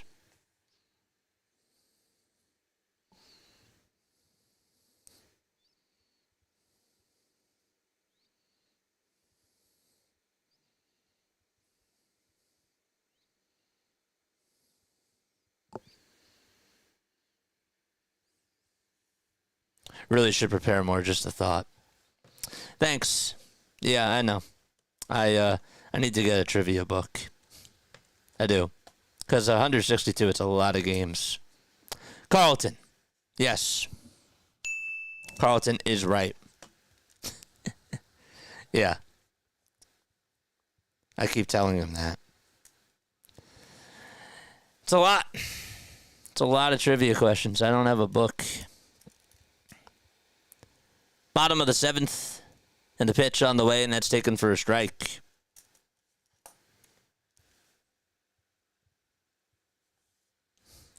This is you're good. But you're right. 0-1, swing and a miss. But see, even the trivia books that I get, they're easy. They're easy trivia questions. It's like, who won the 1980 World Series? You know what I mean? So it's a little bit tougher because I don't want to make it too easy and I don't want to make it too hard. Is that fair? 0-2. And that's outside for a ball. Who won by what? Pitching. Pitching. That's fair though. 1-2. This one's flat out over towards right field. Castellanos is there, and he makes the catch for out number one. Trivia question. Who just messed up the trivia question? It was Larry. Just kidding. One out, bottom of the seventh. Kiner Falefa is up at the plate, and the pitch is down for a ball. You're fine. I'm just having a foul week. No. Like, you're absolutely right, though. Maybe what I'll do is I'll actually plan out.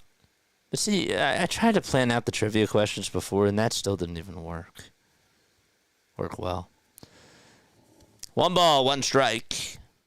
Orion Kirkring's pitching, by the way. Kiner Falefa's 0 for 2. And the pitch. That's taken low for ball 2. I'm just going to tugboat Larry from now on.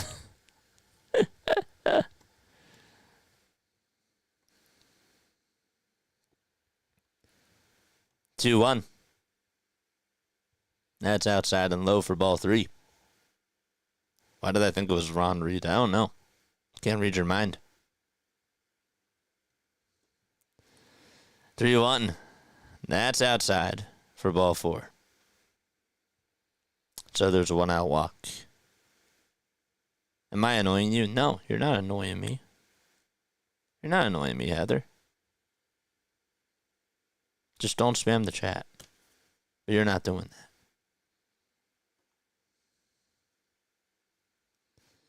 Everyone's path to the truth of Philly sports dominance is different. It is. Here's the pitch. And it's in there for a called strike. Just as I was a 2.1 for most of my AS and computer network management for 3/4 of my 2-year degree. And I got it up to a 3.7 when I graduated. I feel you, JJ. Yeah. It was a great feeling. 1 ball, 1 strike, and the pitch on the way, and that's in there for strike 2. I'll never forget the moment I did graduate, and when I walked on that stage, the dean actually had to ask me if I was okay, because I was standing there. And I said, yeah, I'm fine. I'm just soaking in this moment. It was like, you got to move. I was like, okay. And then I did. I stood there. It was like time stood still, literally and figuratively, because I was there for like 30 seconds. And I wanted to take it. I wanted to take that in, and I wanted to have my moment. You know what I'm saying? Cruz is going to line a pitch down the third base line and slap it towards left field for a base hit. That's going to put runners on at first and second.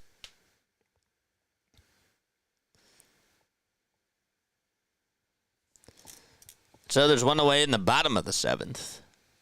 And Nick Gonzalez is up at the plate. The pitch. This one's flied out towards right field. Castellanos is there. He'll make the catch. And staying put at second base will be Davis. And Gonzalez flies out to right. Or Kinder Felifa is the one that stays at second.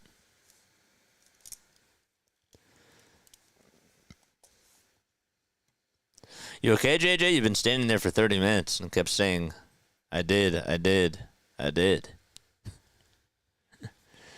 Yeah. I had to have my moment, though. 2 outs in the pitch. Nat's taken for a strike. And my cousin was the one that told me. Shout out to my cousin. He texted me and he said, soak it all in and enjoy the moment. And I think I did that. The ball is 1 strike. And the pitch. There's a fly ball. It's hit out over towards left center field. And on the run is Wilson. And he'll make the slide and catch for out number 3. And we're going to the 8th inning. It's 4-4. We got a $10 super chat from Jack. The year Roger Maris hit 61 homers, how many intentional walks did he get? I'm going to say 50. Thanks so much for the $10 super chat, man. Appreciate you.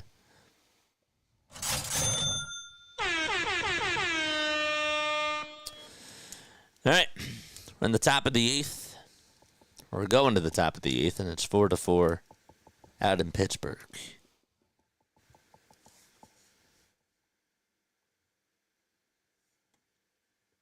What's up, Joe? How are you?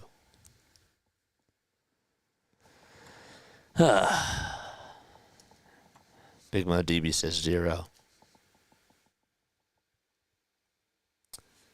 Got 191 people on here watching. Don't forget to like and don't forget to subscribe. Maria's also here. What's up, Maria? How you doing? I'm off by 50? 100? It was intentionally walked 100 times.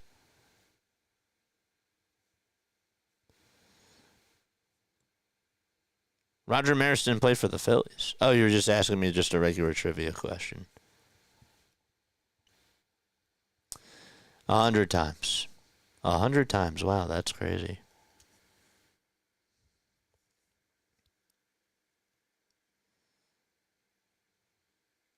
Tim Mantle was hidden behind Maris, so he probably didn't get many intentional walks. I guess 0-2. This is Larry.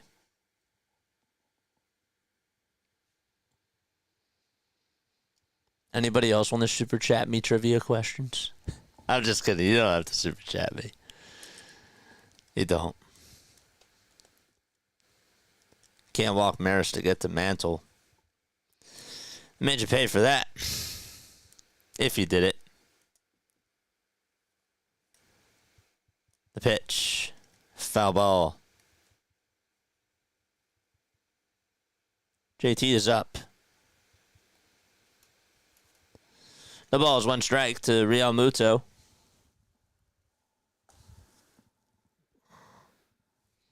Did she steal my shorts?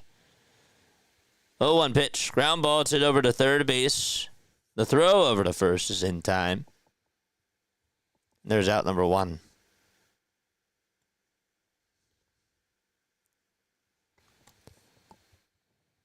Matt Strom's loosening up in the bullpen, and he will pitch in the bottom of the 8th.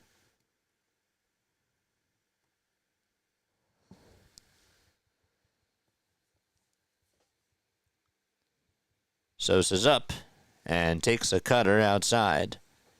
Santana is still pitching for the Pirates. Phillies have used 4 pitchers in this game, and so have the Pirates. 1-0 pitch, fouled away.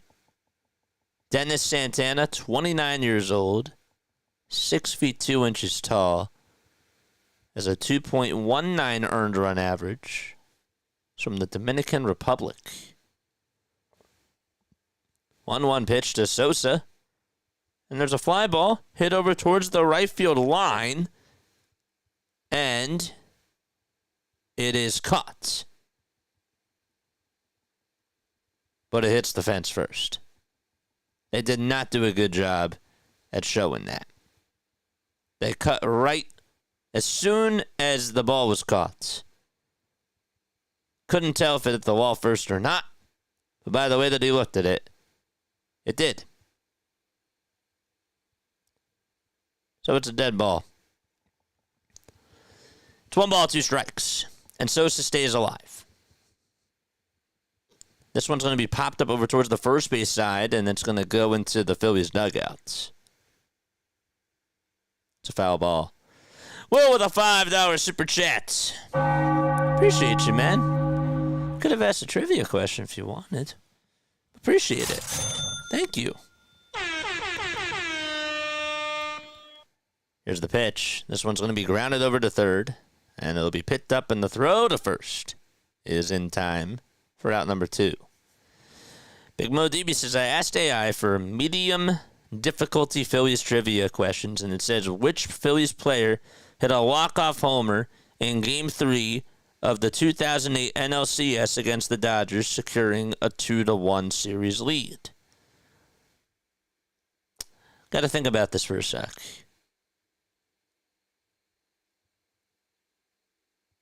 Here's Stott, and he'll fly this one out towards left field. The catch will be made in the alleyway by Canario, and we are going to go to the bottom of the 8th inning. Phillies bats have gone silent ever since the 4th inning. Bottom of the 8th coming on up. Okay. I'm not going to look it up. I'm trying to remember. 2008 NLCS against the Dodgers. I'm not looking.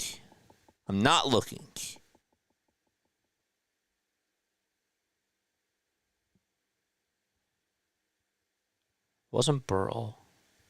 08. Why am I blanking on who hit the 2-run? On who hit the walk-off home run? I didn't think that there was a walk-off home run in the series. Was there really? Who hit the walk-off homer? You're going to say it, and I'm going to be like, darn it. It wasn't Chooch.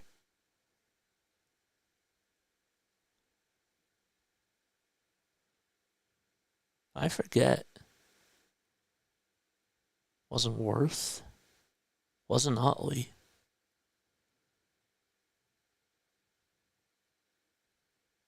This is bad. This is bad. Wasn't Wes Helms. Helms wasn't on that team. Oh, gosh. I'm going to say J-Roll. I'm going to go with J-Roll. Jack with another $5 super chat. Not only did Mantle bat behind Maris, he was a switch hitter, so no intentional walks.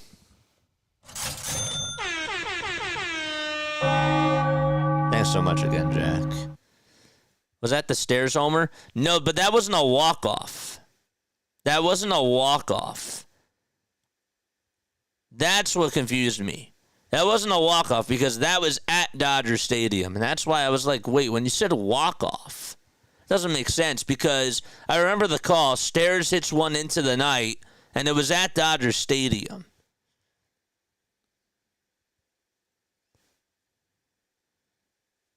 He was chubby. Yeah, that was at Dodger Stadium. That wasn't a walk-off homer. Strom is up on the mound and the pitch. And there is a strike. Well, AI has been known to be wrong. Yes. And AI was wrong there. But that was a good one. I give you credit. I really do. I really, really do. Because not only did you stump me, but you made me think. And I like that. No balls, 2 strikes. Strom is on the hill. Travis says I was at game 3. I actually forgot that was game 2.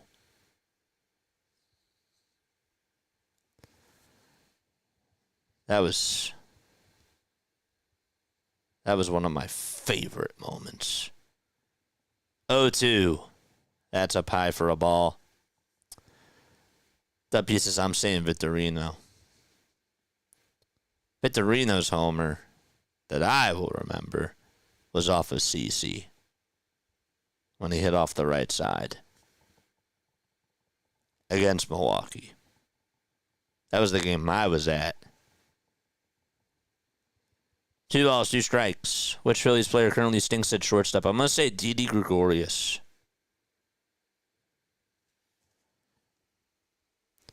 Oh, I got it. I take phone calls during the postgame show. You can leave a voicemail message, though, or a text message.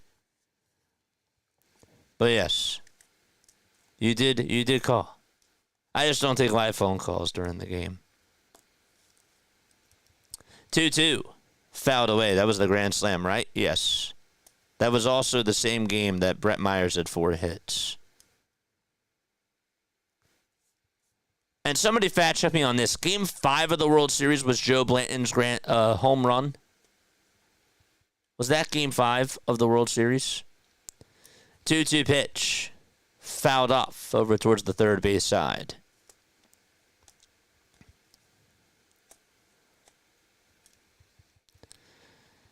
Seven pitches in this at-bat. Rishi wanted to come on in. She scratched her way in.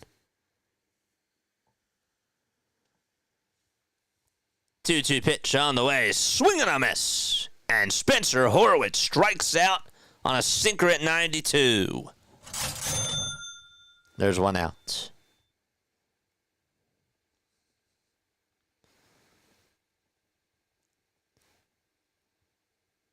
Which Phillies shortstop retired with the best fielding percentage in MLB history? Ugh.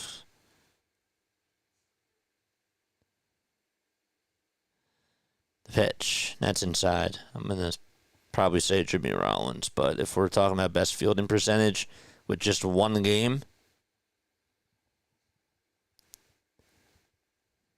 I don't know. 1-0 pitch.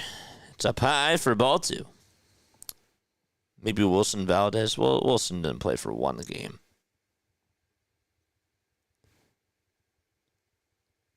Mo DB says, I hope it's J-Roll. Love that guy. Me too.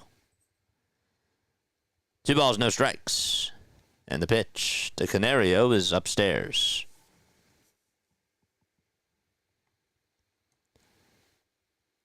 Was it Game 3 of the World Series, though? That Blanton hit the home run? Or sorry, Game 5, I meant. Game 5, not Game 3. 3-0 on the way. That's in there for a strike.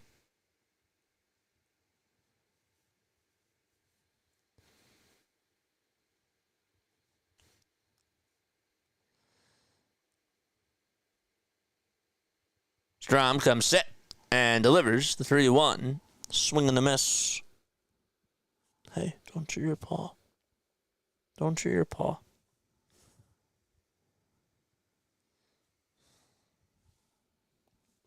You're so pretty. You wanted to come see me. You're so sweet. 3 balls, 2 strikes. And the payoff pitch, here it is. Swing and a miss. He struck him out. 2 away. Back-to-back strikeouts for Matt Strom. All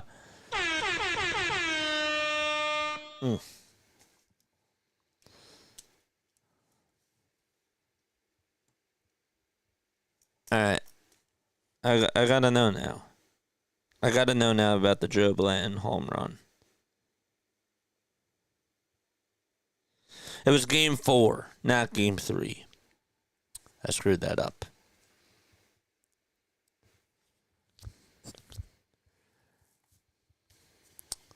Henry Davis is up at the plate. It was game 4. Thanks, Larry. I saw it now. 1-0. That's inside for ball 2. I do appreciate it. Henry Davis is up. He's 2 for 3 today. Had a 2-run homer. Back in the bottom of the 4th. The 2-0 fouled off. Don't forget to like and subscribe, folks. We have 206 people on here watching. It's been a fun one tonight.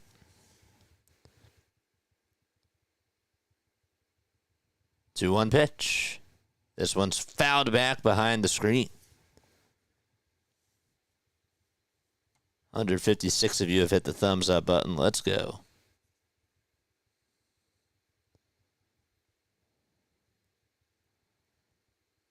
Must say Robin Roberts. 2-2 on the way. Swing and a miss. And Strom strikes out the side and gets a 1-2-3 inning. Nice job by Strom. We're going to the 9th. Still tied 4-4. Okay, Strom.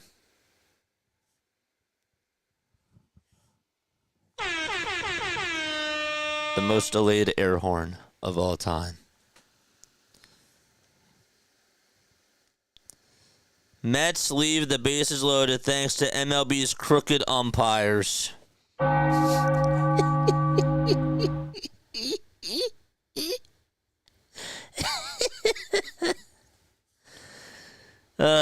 They're down 1-0 against the Rockies. Let's go, Colorado.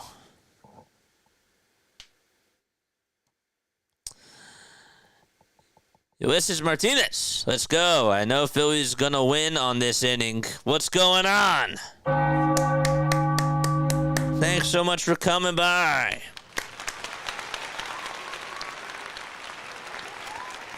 Asia's here. What's going on, Asia? We also have Jim Erb on here as well. People are waking up. And you know what that means? It's time for the bats to wake up. Wakey, wakey. Ugh. Get the yawns out.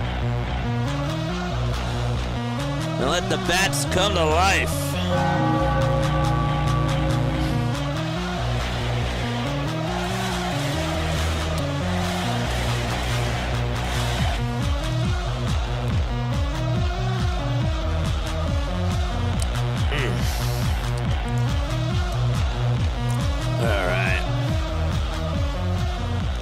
Zombie nation. Boom, boom, boom, boom, boom. Get the clocks out, baby. Get the clocks out. 4-4 is the score. And we're going to the top of the 9th inning. Brandon Marsh is up. Here's the pitch. It's outside and high for a ball. Rob's strategy. Take out Wes Wilson. put in Brandon Marsh, and we know who's coming up next. It's probably going to be Kepler. David Bednar's pitching. The 1-0. Looked a little bit high, but it's a called strike anyways. So what are we doing?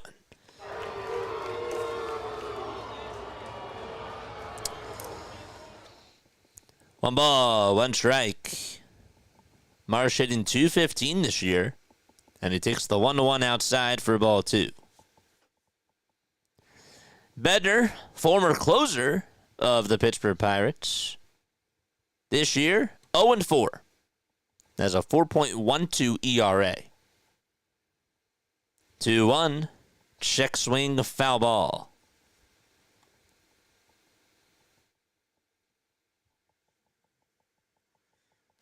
Another $5 super chat from Jack. Wow. Jack, you're too much. You're too much. Oh, my gosh. Thank you, man. 2-2, foul ball. The year Bo has set the record for fewest errors in a season for a shortstop. The Gold Glove winner, Dave Concepcion, made 27 errors. Really?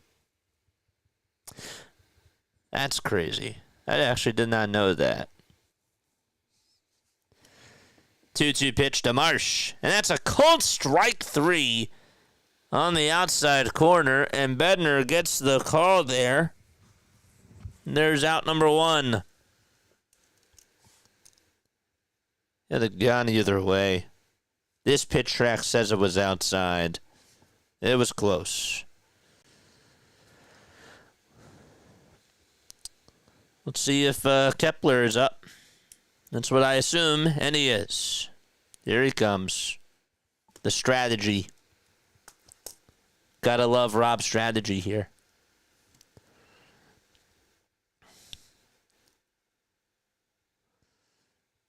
Marsh is getting a double here, says Doug. 1 out, top of the 9th. And here's a curveball that catches the upper tier of the zone for strike 1 at 78 miles per hour.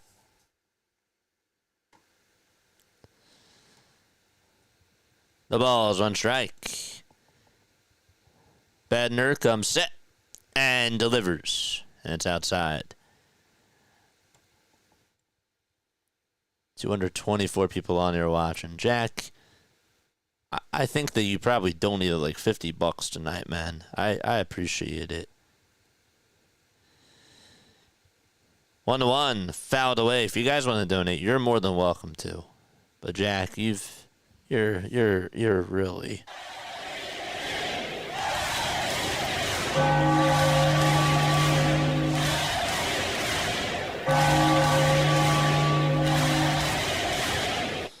Somebody give him a shout out in the chat. Seriously, he deserves it.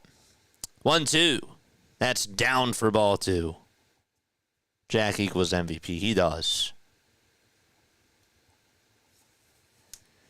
He really does. 2 balls, 2 strikes. And the windup and the next pitch, swing and a miss. And there are 2 strikeouts in the 9th inning. Love the strategy, Rob. It works all the time. Every single time, Wilson and Rojas are due up in the 9th inning. Just pinch hits for them. He does it. The pitch to Turner, swing and a miss. He got absolutely fooled on the curve.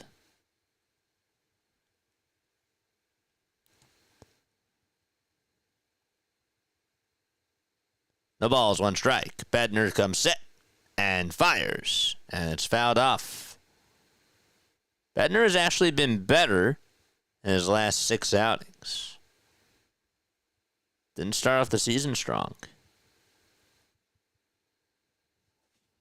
No balls, 2 strikes.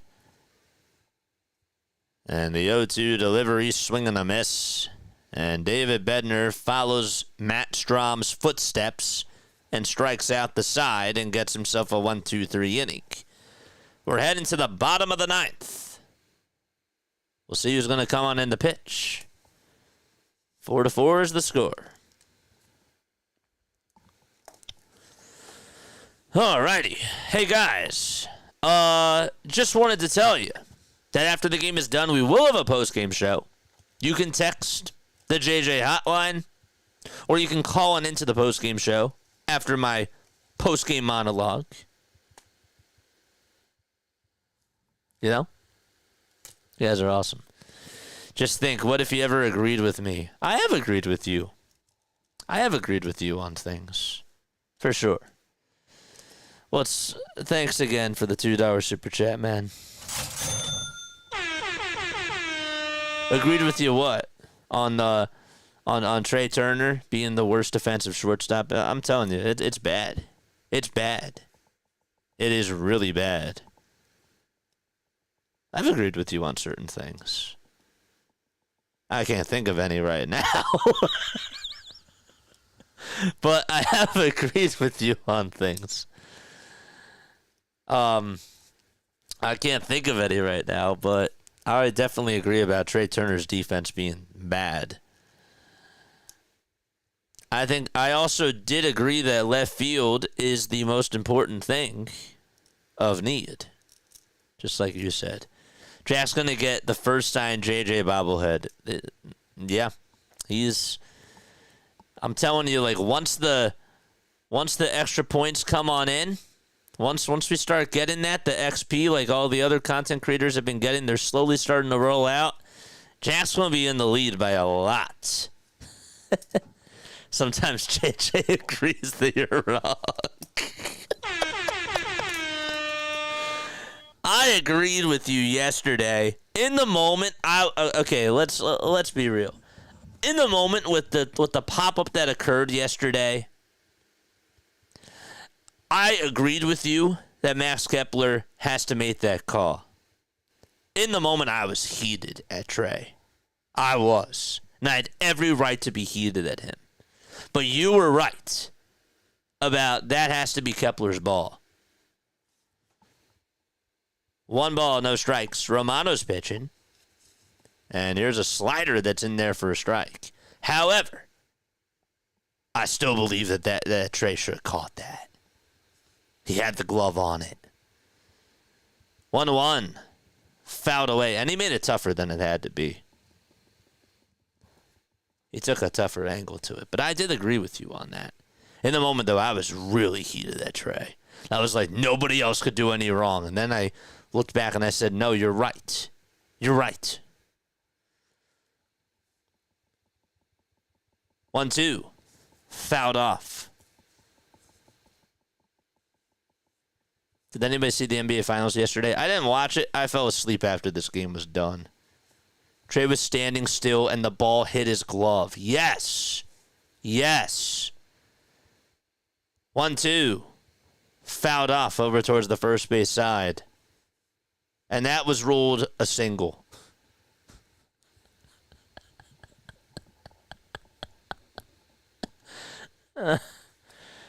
Adam Frazier's up. He's 2 for 3 tonight. Counts 1-2. Jordan Romano on the hill for Philadelphia. He'll get set at the belt. He kicks. He fires. This one's grounded foul.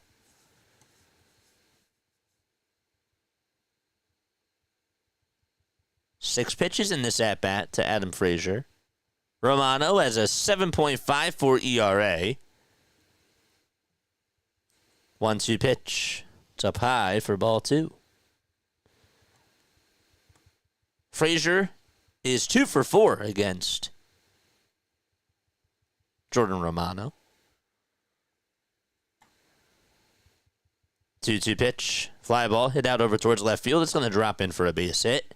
Takes about 2 bounces in front of Max Kepler, who's now out in left field. And a leadoff single to start off the bottom of the 9th.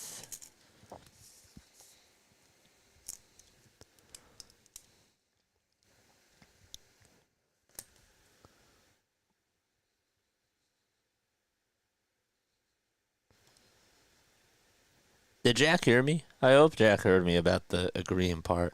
If an outfielder is coming in and can make the catch, he must call off the infielder. That is correct, Larry. But he didn't do that, and Trey Turner stood still under that ball. And again, turned around. I didn't even think he had to do that. And it just hit the glove. hit his glove. A runner on at first in the bottom of the ninth. And the pitch to Jared Triolo. It's inside for a ball. J.J. Howie did it again. Yeah, he is... Halliburton is awesome.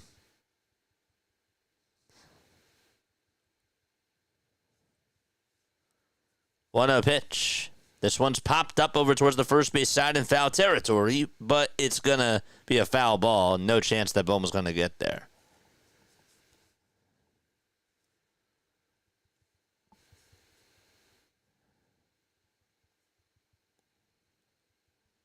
$243 people on here watching. Make sure you hit the thumbs up button and subscribe to the channel. See, we got some Pirates fans on here. Hopefully you guys are doing well.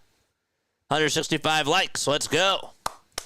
35 more till we get to 200. 1-1 is the count. And here's the pitch. Swing and a miss. Beautiful slider. Thrown to Triolo. That thing just absolutely dipped.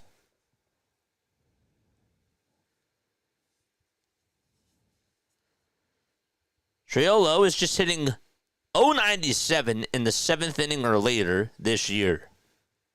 And the 1-2 pitch. There's a fly ball hit out over towards straightaway center field. On the run is Marsh, and he can't make the catch. Castellanos has to barehand it. He'll throw it over to second, and the throw is not in time.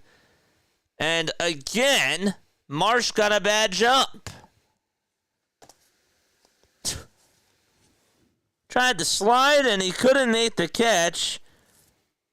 I mean, why even leave your feet?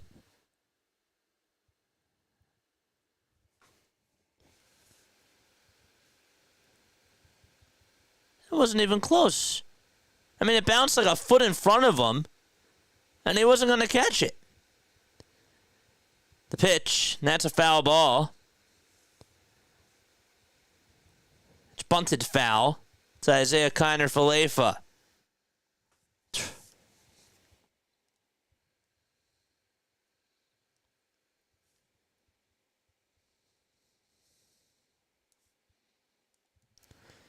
No balls, 1 strike. Runners on at first and second, nobody out.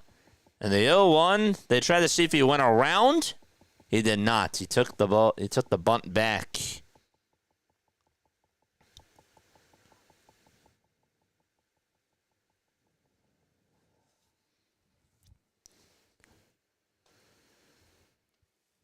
One pitch. This one's going to be bunted over towards the third base side. And is it fair? It is going to stay fair. And now bases are loaded. If somebody posts a spoiler, you're going to get timed out. Because somebody did say bases loaded. It stayed fair down that third base line. Actually started to roll foul, and then it just rolled towards the right. Had a lot of top spin on it. Bases loaded, nobody out. In the bottom of the ninth, and O'Neal Cruz is up.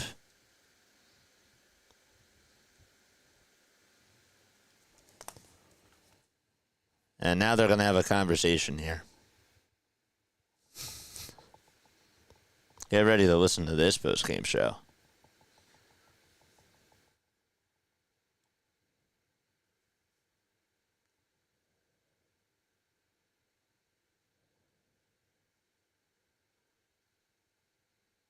We got a lot of defensive mistakes to talk about tonight.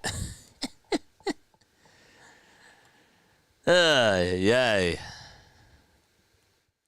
Bases loaded, nobody out. Bottom of the ninth, O'Neal Cruz is up. He's 1 for 3 today. First pitch, it's in there for strike one at 95 miles per hour at the knees.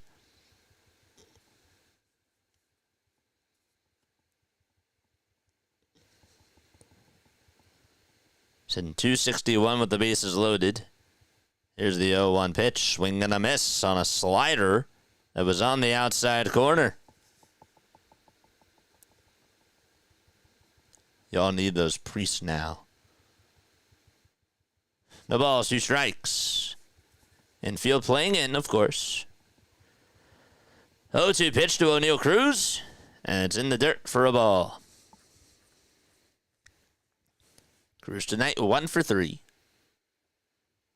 On deck is Gonzalez. We got a post-game show after this. Make sure you guys tune on into that.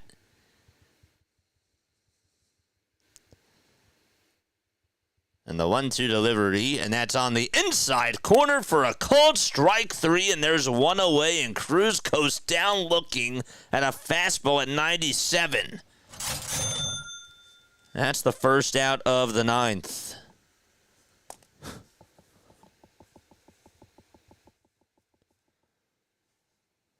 Oof. Romano comes set at the belt. Gonzalez is up in the first pitch, swinging a miss on a slider that was low and away. No balls, 1 strike.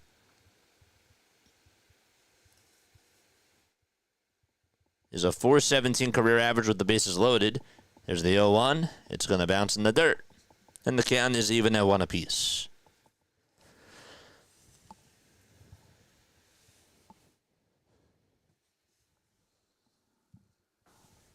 Did she leave? She did. Well, 1 ball, 1 strike. 1 out, bottom of the 9th. We're tied up 4-4, and the 1-1 is wide for ball 2.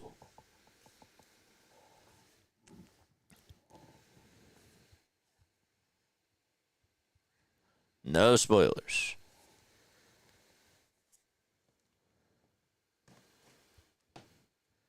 Two, 1 pitch. Here it comes. This one's fouled away.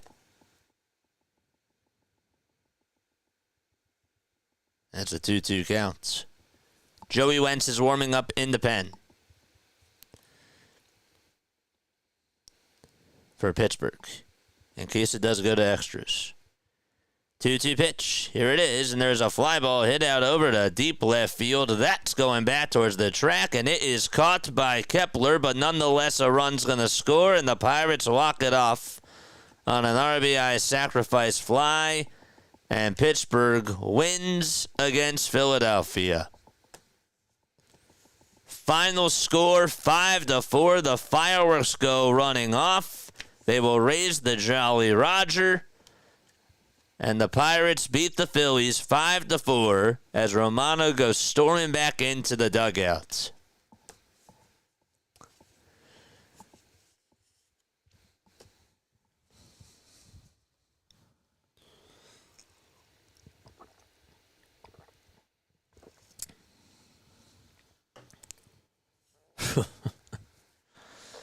Wow. Another loss. Another loss for the Phils. We will talk all about it. But for those of you that are going to sign off, I appreciate you for staying on here. Hit the thumbs up button on your way out. Okay? I got my thoughts. And I will definitely tell you how it is. And we will talk and dissect this one. Because we got it. We have to. All right? 610-314-0844 is the phone number. That's how you call in into the show. That's how you leave a voicemail message. Yeah, I got my notes. I got a lot of notes tonight. I do. I got a lot of notes. And I will tell you what my thoughts were on this game when we do return. But that's a terrible loss. It's another really bad loss by this ball club. And they deserved it. They deserved this loss. All right, be right back. Don't go anywhere. When we got our postgame show, we will break everything down. And I hope to see you all there. All right, be right back.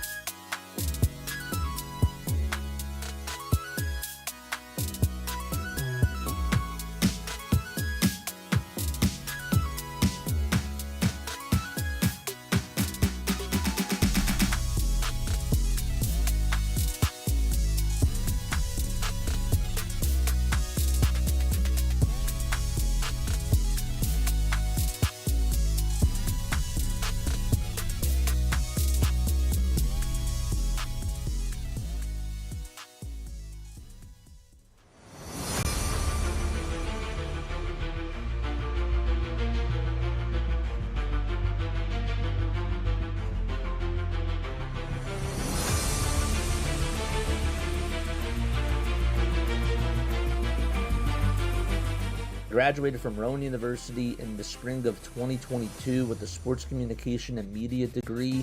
I got to actually call minor league baseball and G League basketball games while I was in school. And then I graduated, and as soon as I graduated, I went to NFL Films in Mount Laurel, New Jersey. And as much as I loved that experience, I miss putting on the headsets. I decided, you know what, talk is cheap.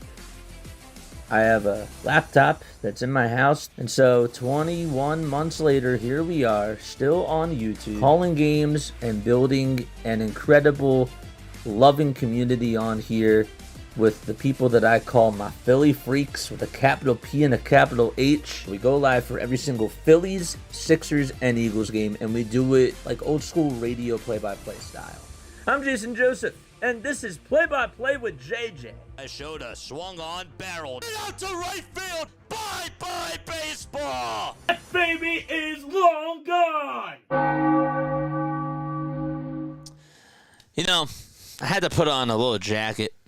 I know that it's June, and the weather today, it was really muggy outside, but you know, it started to get a little bit cold up here. And you know who else has been really cold? The Phillies. They've been very cold. This is going to be another cold postgame show because that's how they're playing. They're frigid in every single aspect. Before we actually dive on into this, though, hit the thumbs up button. Hit the subscribe button as well. Again, if you want to call in into the show, you can. 610-314-0844. You can do it after I'm done with my monologue. Yeah, we talked about it yesterday. Yesterday we went off on them. Yesterday they deserved our frustration, and that was all bottled up. And they picked up exactly where they left off yesterday.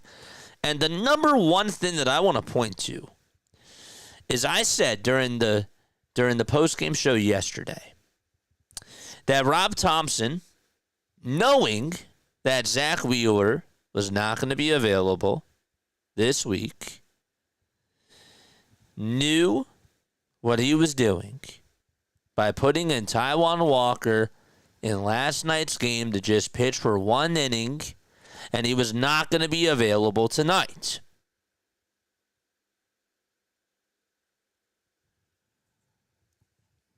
Coaching puts you behind the eight ball again. Coaching is what lost you this game again. You know why coaching lost you this game? Let's break it all down, shall we? Coaching lost you this game because, A, Taijuan Walker didn't pitch today. And you put Joe Ross in there for just 2 innings, and you were going to have to grind that bullpen out. That's number one. How about number two? This defense. This defense continues to be a flat-out F. They're terrible. They're awful. They're horrendous. They're abysmal. Any negative adjective like that, that's the defense. This is, I really believe, I truly believe that this is the worst defensive Phillies team I've seen. Ever. Ever. And the coaching staff, what does that have to do with the defense? It has to deal with the same types of plays. The fielding coaches are supposed to go over the fly balls and how the outfielders are supposed to communicate with one another. How many times this year have I seen Johan Rojas and Nick Castellanos, or just a combination of all the three outfielders, left, center, and right, just not communicate well with each other, and they just can't get to a fly ball or they can't hang on. It's happening every night. And that is not just on the players, it's on the coaches too. Why did coaching also lose you this game? Because, again, in the 9th inning, Kepler and Marsh come on in to pinch hit. They both strike out. And Brandon Marsh is used out in center field and slides for that play in center, you know who makes that catch? Rojas does. Jack was right. Take him out of the game, and that's what happens. Wasn't the sole reason why in that ninth inning, but I'm just saying that all of that adds up. It all adds up.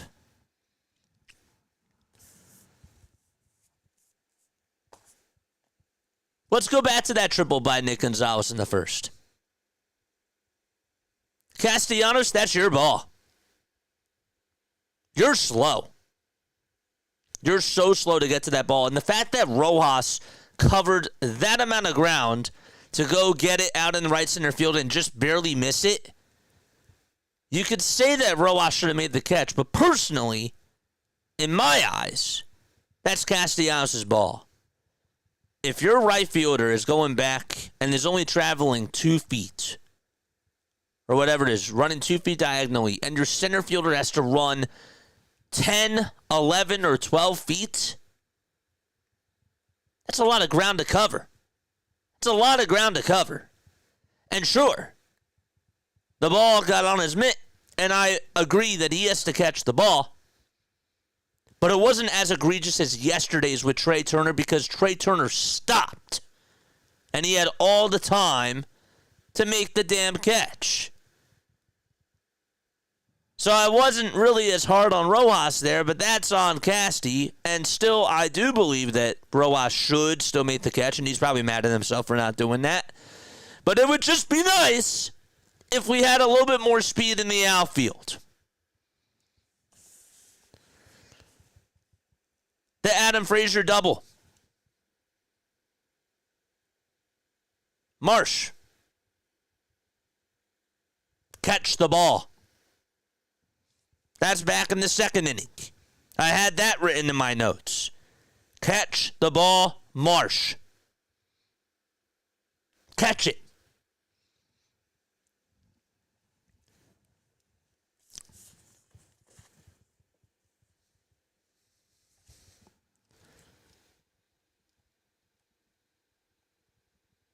This bullpen blows. The bullpen really sucked today. You send down Seth Johnson, and you put in a guy that you just called up today. And Henry Davis, who didn't even start today, homered off of him. Alan Rangel. That's your guy? That's your guy that you want to have called up? He can't pitch in high leverage spots. If you're calling yourselves a contender, you need somebody that can pitch right now in this bullpen, and Alan Rangel is not ready. He's not. Seth Johnson, you think is a good option? Max Lazar, you think is a good option? Can we stop with these experiments and just try to utilize Ranger and Taijuan Walker or McAble? Just make a move, for crying out loud. You have all this stacked starting pitching. Use it.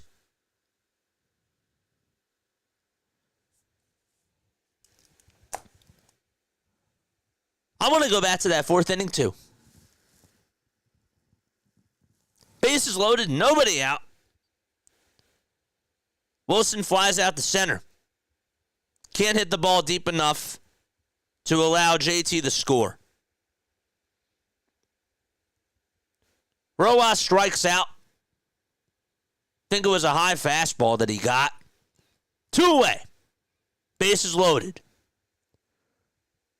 Now, luckily, Trey Turner did come through with a 2-run single, but how many freaking times with bases loaded, nobody out, does this team make it harder and harder for them to come through? They had to rely on a hit. And Trey did deliver there, but it's the same problems. It's the same themes. I don't want to run away from those things because, again, they make it tougher. They grind it out. And they just think about this whole entire, situational hitting like it's I don't know. I don't want to say like a Rubik's Cube, but you get what I mean. They make it so much more harder than it has to be.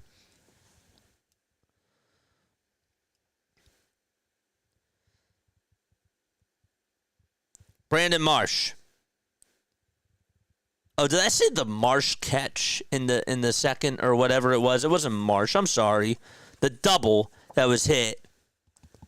That wasn't to Rojas. That was to Castellanos. What am I talking about? That play in the second was to Castellanos. I didn't write that down in my notes. I apologize. Now it's coming back to me. He slides. And the same thing that Marsh did in the ninth inning is what Castellanos did. You got a slow jump to the ball, and it bounces in front of you, and you can't field it on the one hopper. Now, Marsh, in that case, I still don't understand why he slid, because the ball dropped a foot in front of him.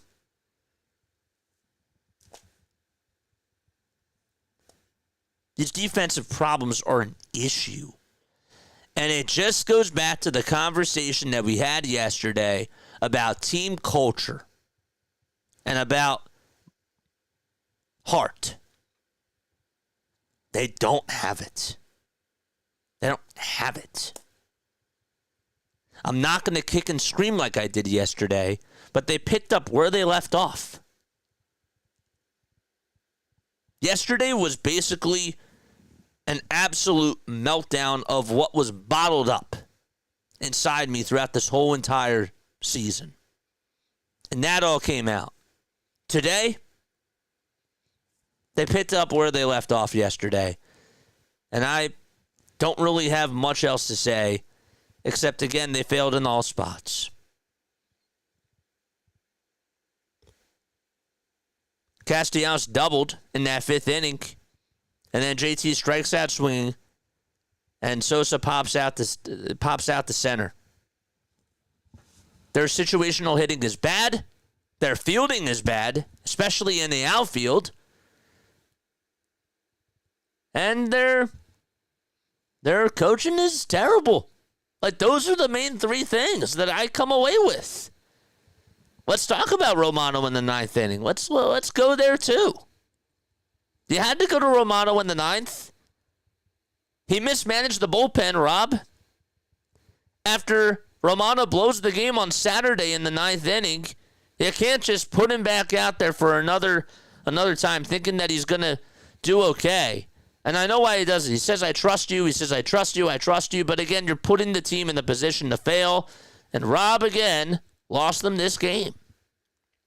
You don't put Romano in there in the ninth inning. Well, you can also say, JJ, who else do you have? Fair question. Fair question. But me, you go to Strom in the ninth. You put Orion in the eighth right now. And you put Romano in the seventh.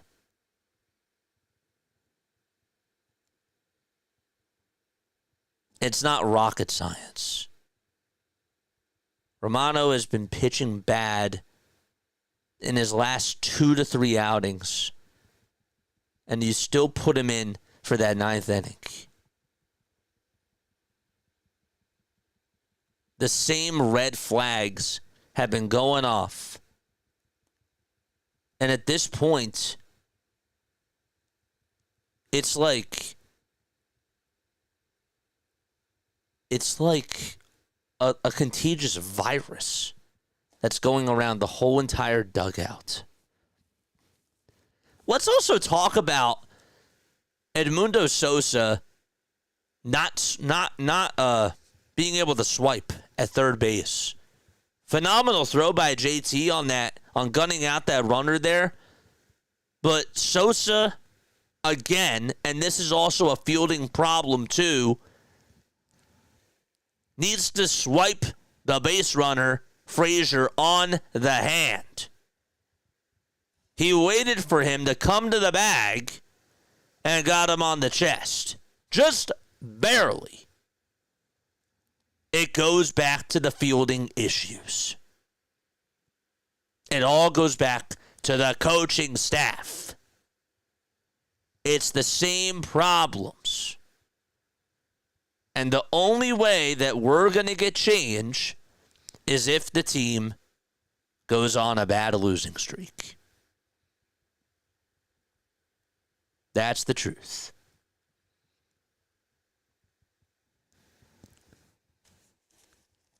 Something else I wanted to bring up, and then we can talk about, and then we can open up the phones. Kevin Long, what have you done to Kyle Schwarber? What have you done? Kyle Schwarber, in the month of June, I saw a tweet before, and I can't remember who said it right off the top of my head, but Kyle Schwarber is chased after, according to the tweet that I saw, he's chased after 12 off-speed pitches in this month. 12. He has swung on and missed after 12 off-speed pitches. That was what I saw. And again, don't take my word for that, but I definitely know that the number is high. The number is high. Again, chasing after junk in that fourth inning.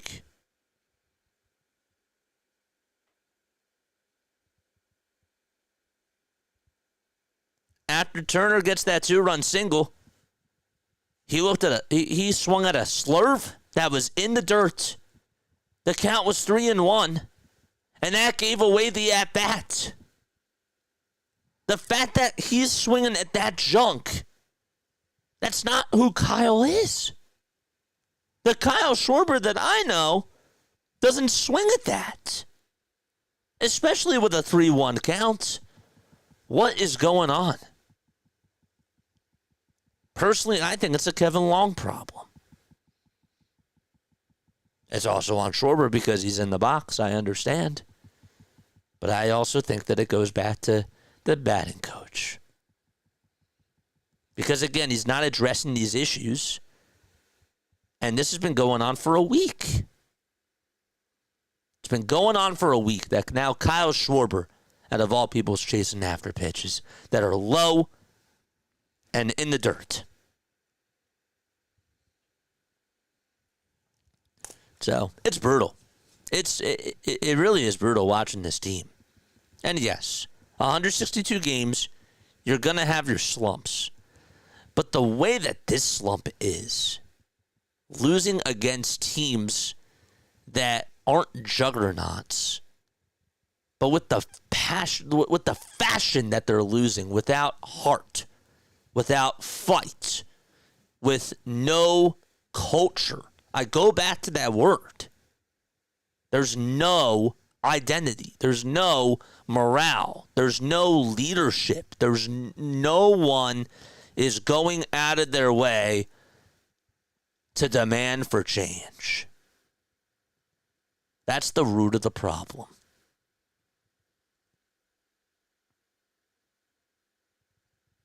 That's why you lost. You beat yourself again tonight.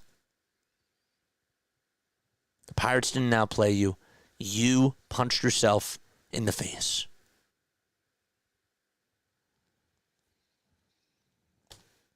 I know I said last thing before, but this is my very last thing.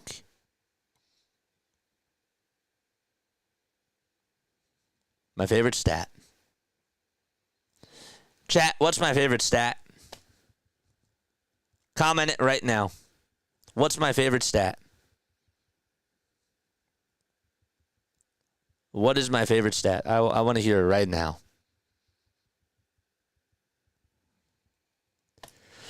You know what it is. My favorite stat, I say it all the time. This is the only stat that I really have come to really talk about. What's my favorite stat? Somebody. Left on base. It's really runners in scoring position. Runners in scoring position. That's my favorite. But left on base goes hand in hand with it. 6. 6 left on base. 3 for 12 with runners in scoring position. The Kyle Schwarber at bat was egregious. And that 4th inning again, you left meat on the bones. You had nobody out with bases loaded.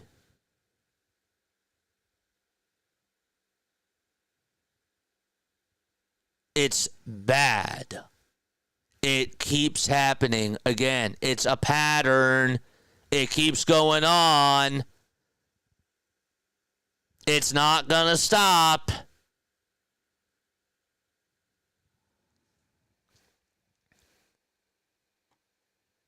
Yeah. There you go. All right. Phone call time.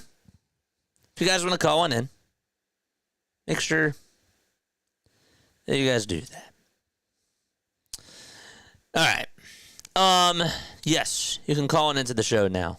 I'm also going to be reading your chats as well. Let's go up here. Let me scroll back up. I had to scroll all the way down for a second. Where is it? Vamos. Where did I start? Okay, there we go. Oh, we got a caller from Indiana. Let's take this phone call. Let's do that right now.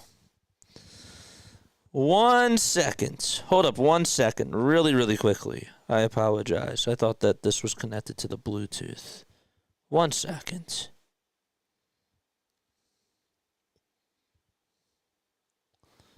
One second. All right. What's going on? Can you hear me? Hello. Yes. Hi there. How are you? You're on Play-by-Play with JJ. Hi. This is Caleb. What's up, Caleb? How are you? Good. How are you guys? I'm doing okay. What are your thoughts on this game?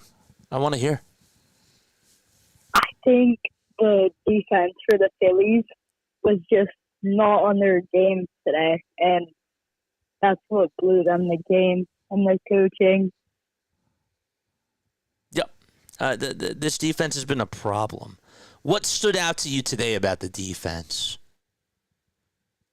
Just not unnecessary sliding into catches.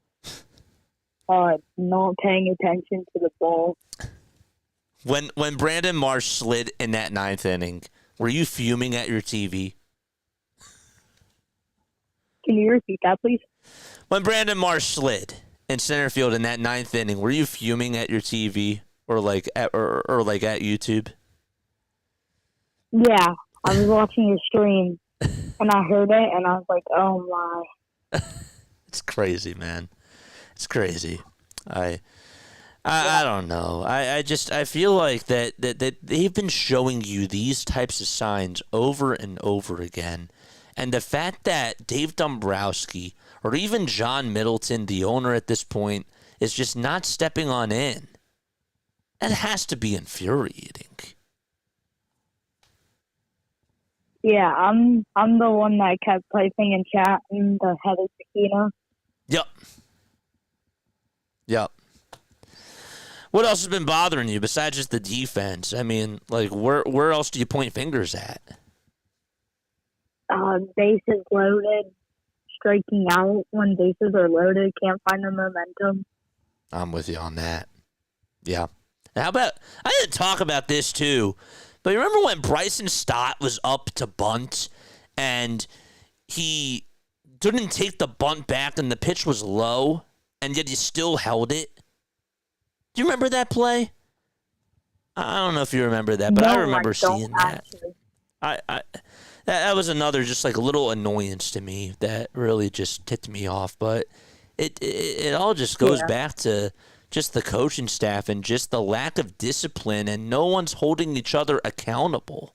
It's sad. It's so sickening. What do you think needs to be shaped up by tomorrow? Is my question to you that I would leave you with. Maybe like working on catches, base running. That's a good one. I don't know. Yeah. Those are all good answers, man. I think that you're 1,000% right on all of those. Caleb, I appreciate you for calling on in, dude. Call back anytime, please. Please call back anytime. Yeah, and the Pirates just put up a good fight in the ninth inning. They were battling back. They did. They did. They absolutely did. Caleb, you're the man. Shout out to you. I gotta get going, but you have a great night. All right. You too. Thank you so much. No problem. Shout out to Caleb, man. Shout out to Caleb. He's right. The defense does need to be changed. They do have to practice base running. I mean, I said it yesterday. I don't cover this team. I'm not there in batting practice. I'm not there for media availability during the pregame shows. You know, when they talk to the coach, when they talk to Topper. I'm not there. But one has to question what really is going on. Are they having team meetings? Right? Probably not. And again, like, these are all valid questions. What are they doing during their ground ball drills? What's being taught by Bobby? What's being taught by the outfielder coaches? How has it taken them this long not to be able to figure out how to call somebody off in the outfield and go after a damn fly ball? I don't hear on these tweets. Now, obviously, I have the games muted, but even when you have microphones on or whatever the case is, even like when we're tuning on into the Sunday night games, I don't hear any reports from these guys saying, you know, that this person is calling this person off. You know, like, you don't even see like the lips moving when they're communicating in the outfield. That's another reason why I can tell that they're not talking. You understand? They have to talk. And all this assistive technology that they are using now, they've gotten away from that. They've gotten away from that. That's a problem. It's a huge issue. Again, calling into the show if you guys want to share your thoughts. 610-314-0844. I'm going to be reading phone numbers. Or I'm going to be reading phone numbers. I'm going to be reading some messages here on YouTube. Turner's hitting singles, no power, 2 RBI today, but a lot of meaningless hits. Bats are inconsistent again. It's a skeleton. Turner got 3 of the team's 7 total hits.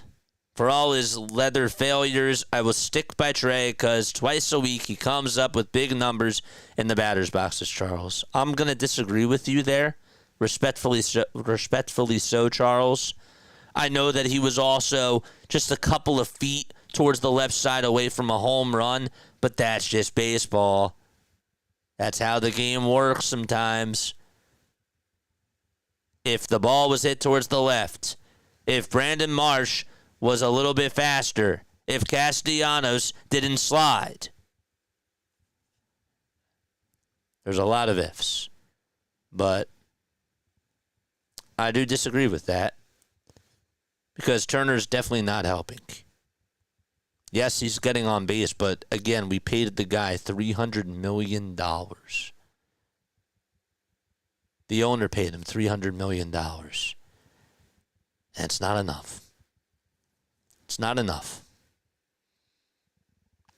Bullpen was a strength of the team. Last year it was. One other thing I wanted to point out too, and I'm going to go back to the monologue screen here.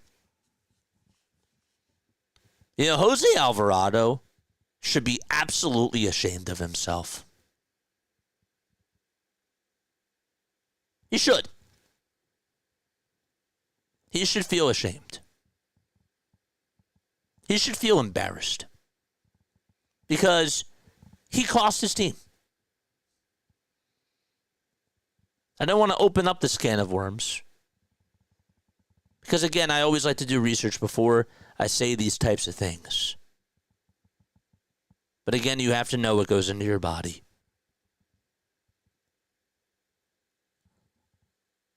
How could he not know? And how, again, does the training staff not test him for these things? Or not saying not test him, but how did they not figure this stuff out? How did they not look for these signs? Again, it all goes back to miscommunication. But if I'm Alvarado, I'm embarrassed.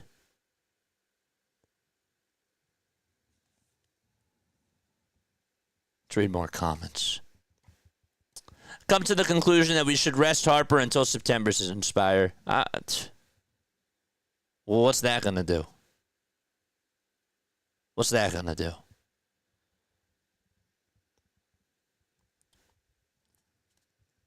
You're saying that the team is already as bad as it is and might as well just rest them?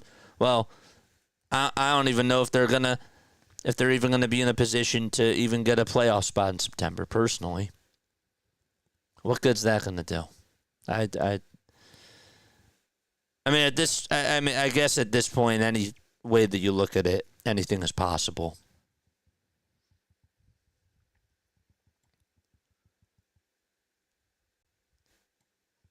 It hit Rojas' glove. You should have caught it.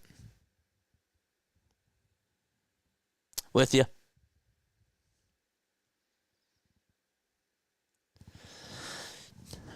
What else do we have? We have nursing home players who are getting older and older. Doesn't it remind you of the Sixers?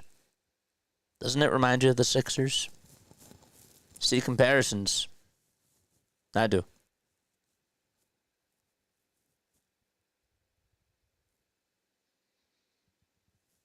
Not to mention Schwarber needs to get his head out of his you-know-what. He does. He absolutely does.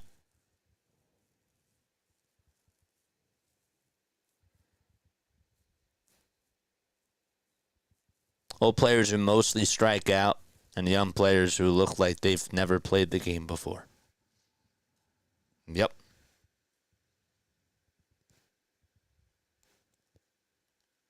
Rob is the number one problem. They will never contend with Rob. I'm just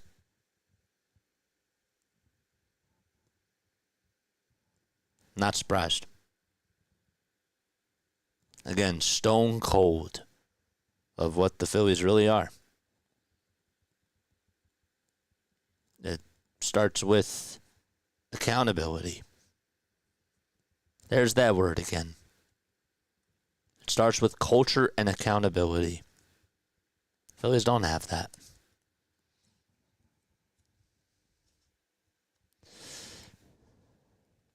Charles says, let's be real, it's not the same offense without Bryce.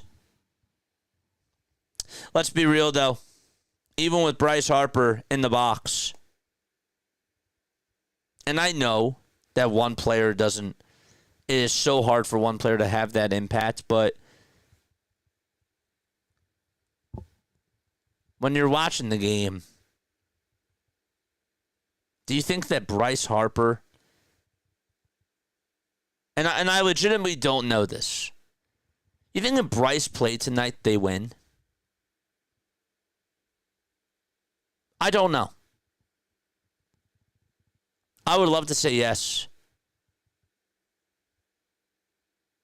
But they played when they got shelled 7-1 yesterday.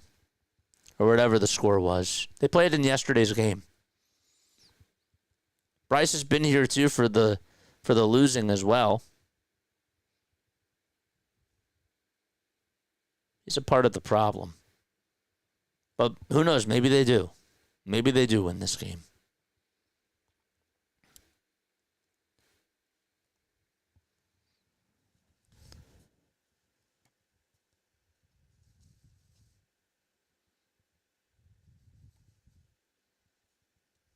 What else do we have? Anybody else? Kevin broke Kyle. Yeah. Not excusing Kyle either. I'm telling you, he's been chasing so much more. And I don't even recognize him at the plate. Like, my jaw drops because Kyle is the last person that you would expect to chase the way that he has been. Like, that's jaw-dropping stuff. Kyle doesn't chase. Kyle's not a chaser.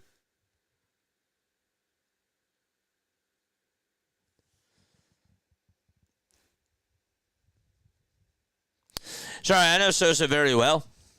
JJ is correct about Sosa. Our utility guys need high IQs like Gigi and Unser.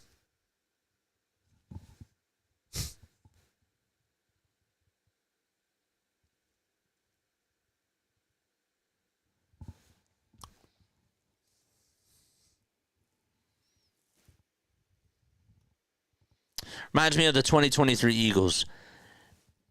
The 2023 Eagles were the 2024 Phillies. They got lucky in the first half. They did. Up until the London series. And I thought that the London series wasn't really when things started to go south, but when you really look back on it, it did. The Eagles won games by their skin of their teeth in that 2023 season to start off the season. We all remember Kansas City. We remember Valdez-Scantling's drop ball from Mahomes and Nick Sirianni going at it against the Chiefs fans. And then the Niners came and everything went absolutely crashing down until they became a first-round exit. Same thing happened to the Phillies last year. That was the 2023 Phillies. That was the 2023 Eagles. The 2024 Phillies were the 2023 Eagles. This Phillies team more so relates to the 2024-25 Sixers. Old guys with no leadership. That's where I stand. And no accountability.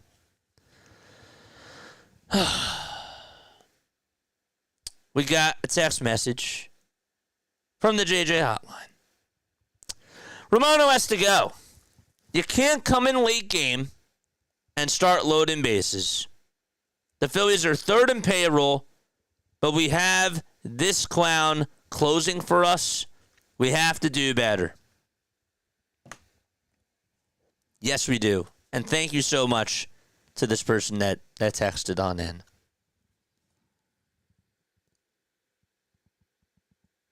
He's right. We have to do better. Dave Dombrowski is sitting in his suite, waiting for the deadline to just do nothing. Not even going to look in-house. They'll say, well, Rob will figure it out. No. It's not going to happen.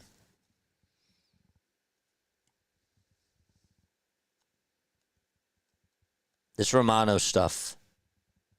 Like, Romano should be your sixth, seventh inning guy. Orion is a seventh inning guy. Strom is a seventh or eighth inning guy. They don't have a ninth inning guy. And Jose Alvarado made it even worse. Skeleton says, I hate to say this, but I want the Phillies to miss the playoffs. I'm not there. I get what you're saying. You want it to get worse before it gets better.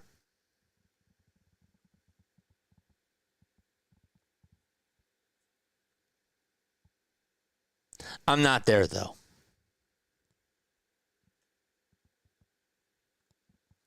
I got on board with the tanking for the Sixers after they officially were not going to be in the play-in tournament. When I thought that they weren't going to be in the play-in tournament, then I said, okay. I'm not there yet with the Phillies. There's still plenty of baseball to go. I understand where you're coming from. I do. You want change. And the only way for change to come quickly is if they lose. And if they just keep losing and losing. The reason why I say no is because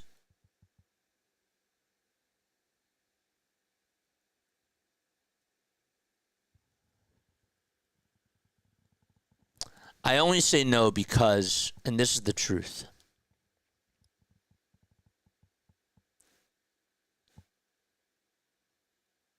because I was promised a championship with this core. Not saying that they can win a championship. I understand that, again, when you look at this team, are they really a World Series team? No.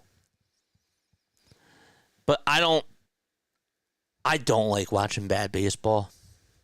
And having to watch bad baseball, especially on stream, it sucks. It does. I'm not willing to sacrifice that. I get why you would. But that also doesn't mean a proper rebuild either. They could still stick with the same guys, even when they're losing.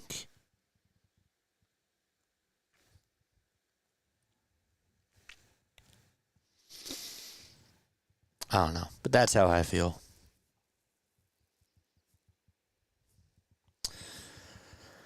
Oh, man. Phillies are looking at it. They need to hit rock bottom before they take accountability. Rob is the enabler. They give out big contracts and run it back every year. Definition of insanity. Yep. Inspire says this team will win again and win many in a row. Those games prove that they don't have enough talent, and the talent they have is overrated. Again, I am praying that this team can pull a miracle. I am.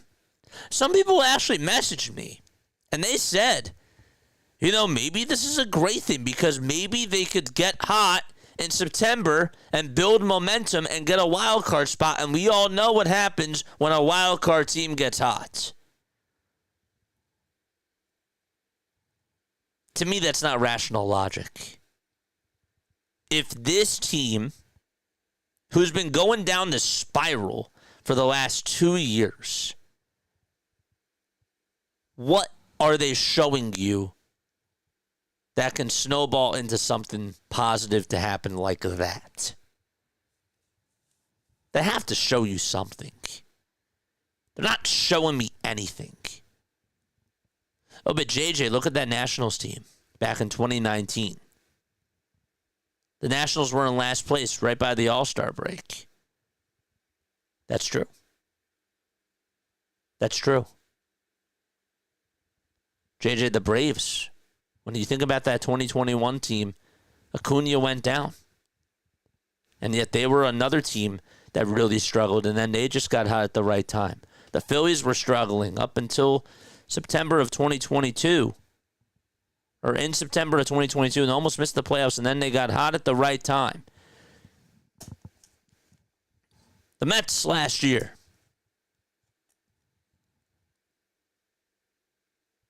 We can talk about all those things, but ultimately, at the end of the day,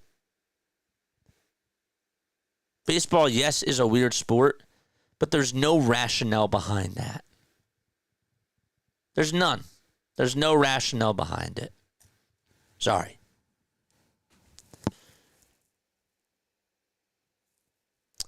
Don't forget the body language. Skeleton, that's a part of the culture. That's a part of the culture and the identity of this team.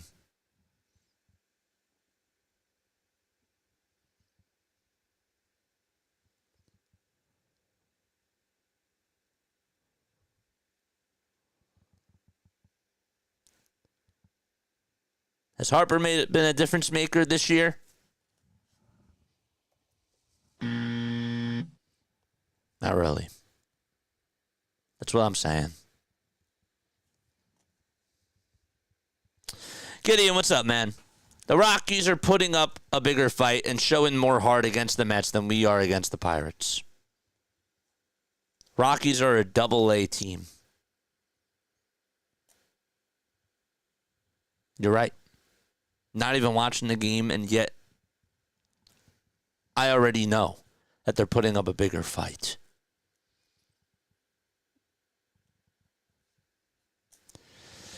Thanks, Gideon.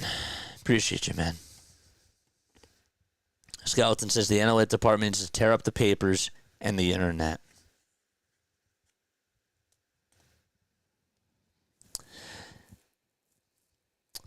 Joe's Jose, I hope I said that correctly, says, did I miss another frustrating game? Currently been at work. Yeah. You missed another dud. And we're just here soaking it in. Because it was bad.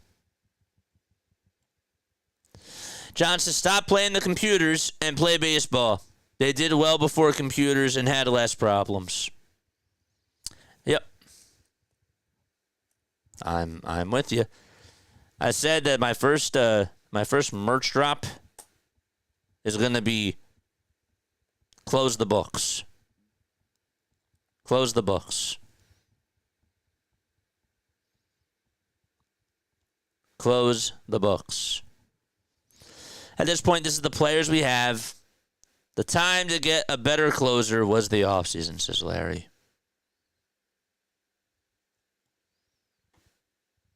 It was bad. How was the starting pitching today? Sorry I missed your stream. There was a bullpen game. Joe Ross went 2 innings, and the manager who pitched Taijuan Walker yesterday, knowing that he was going to have a bullpen game today, just absolutely was behind the A ball again today. Wasn't going to pitch Walker after he pitched yesterday because of 1 inning. You know, just how it goes. So, no starting pitching today. It was just bullpen. We got a $5.40. $5.40 super chat from Tiffany. Late to the party, saw the score, says Tiffin J. You guys are awesome. Again, Jack, Will, and Tiff, like all of you, thank you so much for the super chats. You guys, all of you guys, seriously make me keep going with this. And yesterday, again, like I don't lose my cool. During like a regular cast or whatever, I wouldn't have done that. But I think yesterday, during the game, I let my emotions take over. Usually, like when I'm doing the game, I'm so good at separating that. Even no matter how bad the score is, we usually do tend to have fun. And yesterday, I thought that I sucked the life out of this. And sure, I'm human. I learned from that. And, I apologize. But, you guys make me keep going. You really do. And that puts a big smile on my face. Because no matter what is going on, we all still support each other, and we support the same thing for the most part. So, just wanted to say thank you all for that. 5-4, get it? Yeah, I do get it. Thank you, Tiff. Thanks, Jay. Skeleton says maybe we should start boycotting. Again, I can understand why people do that. You know? But,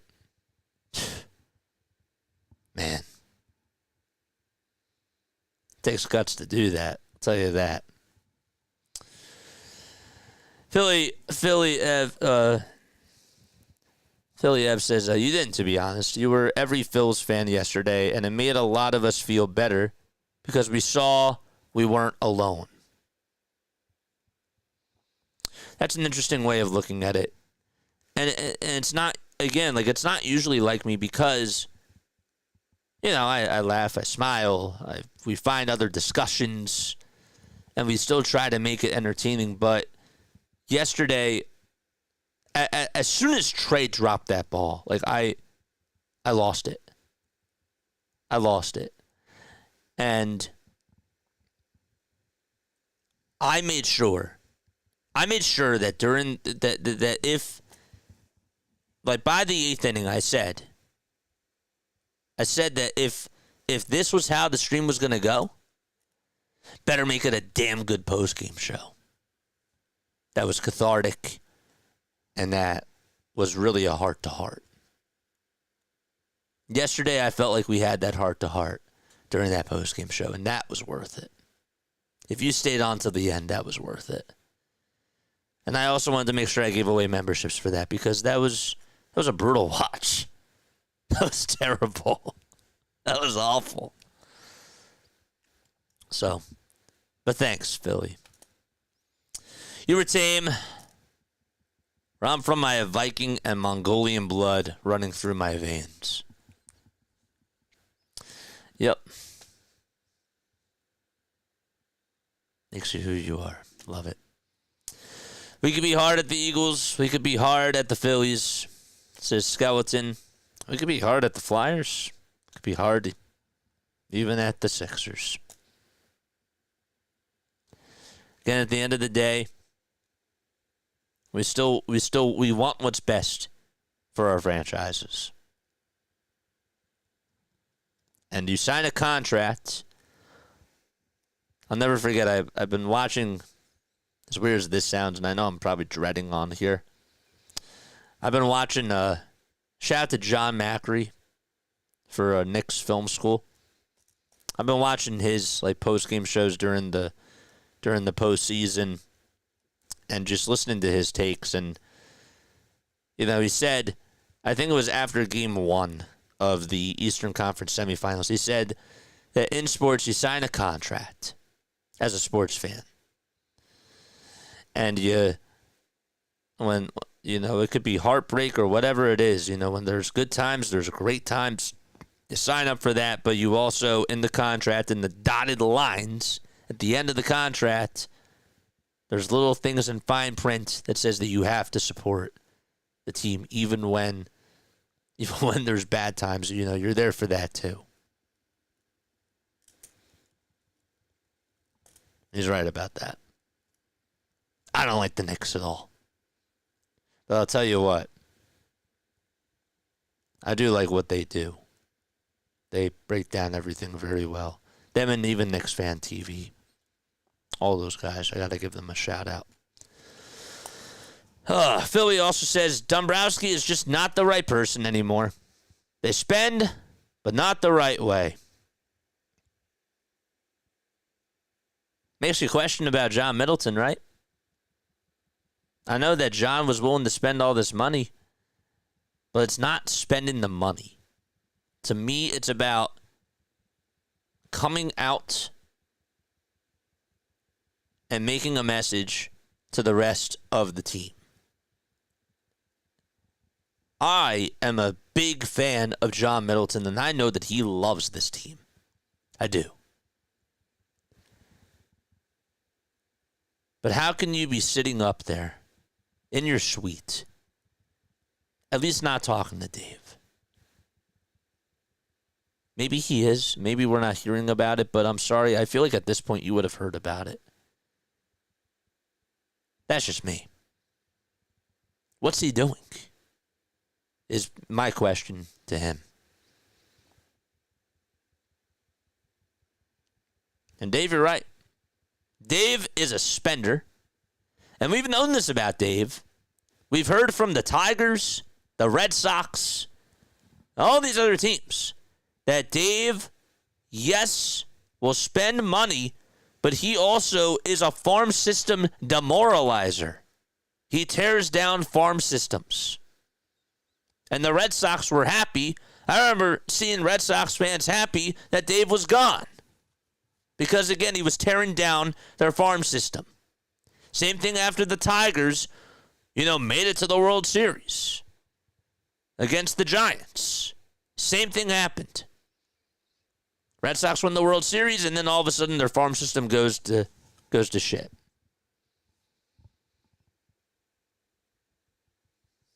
So, yeah.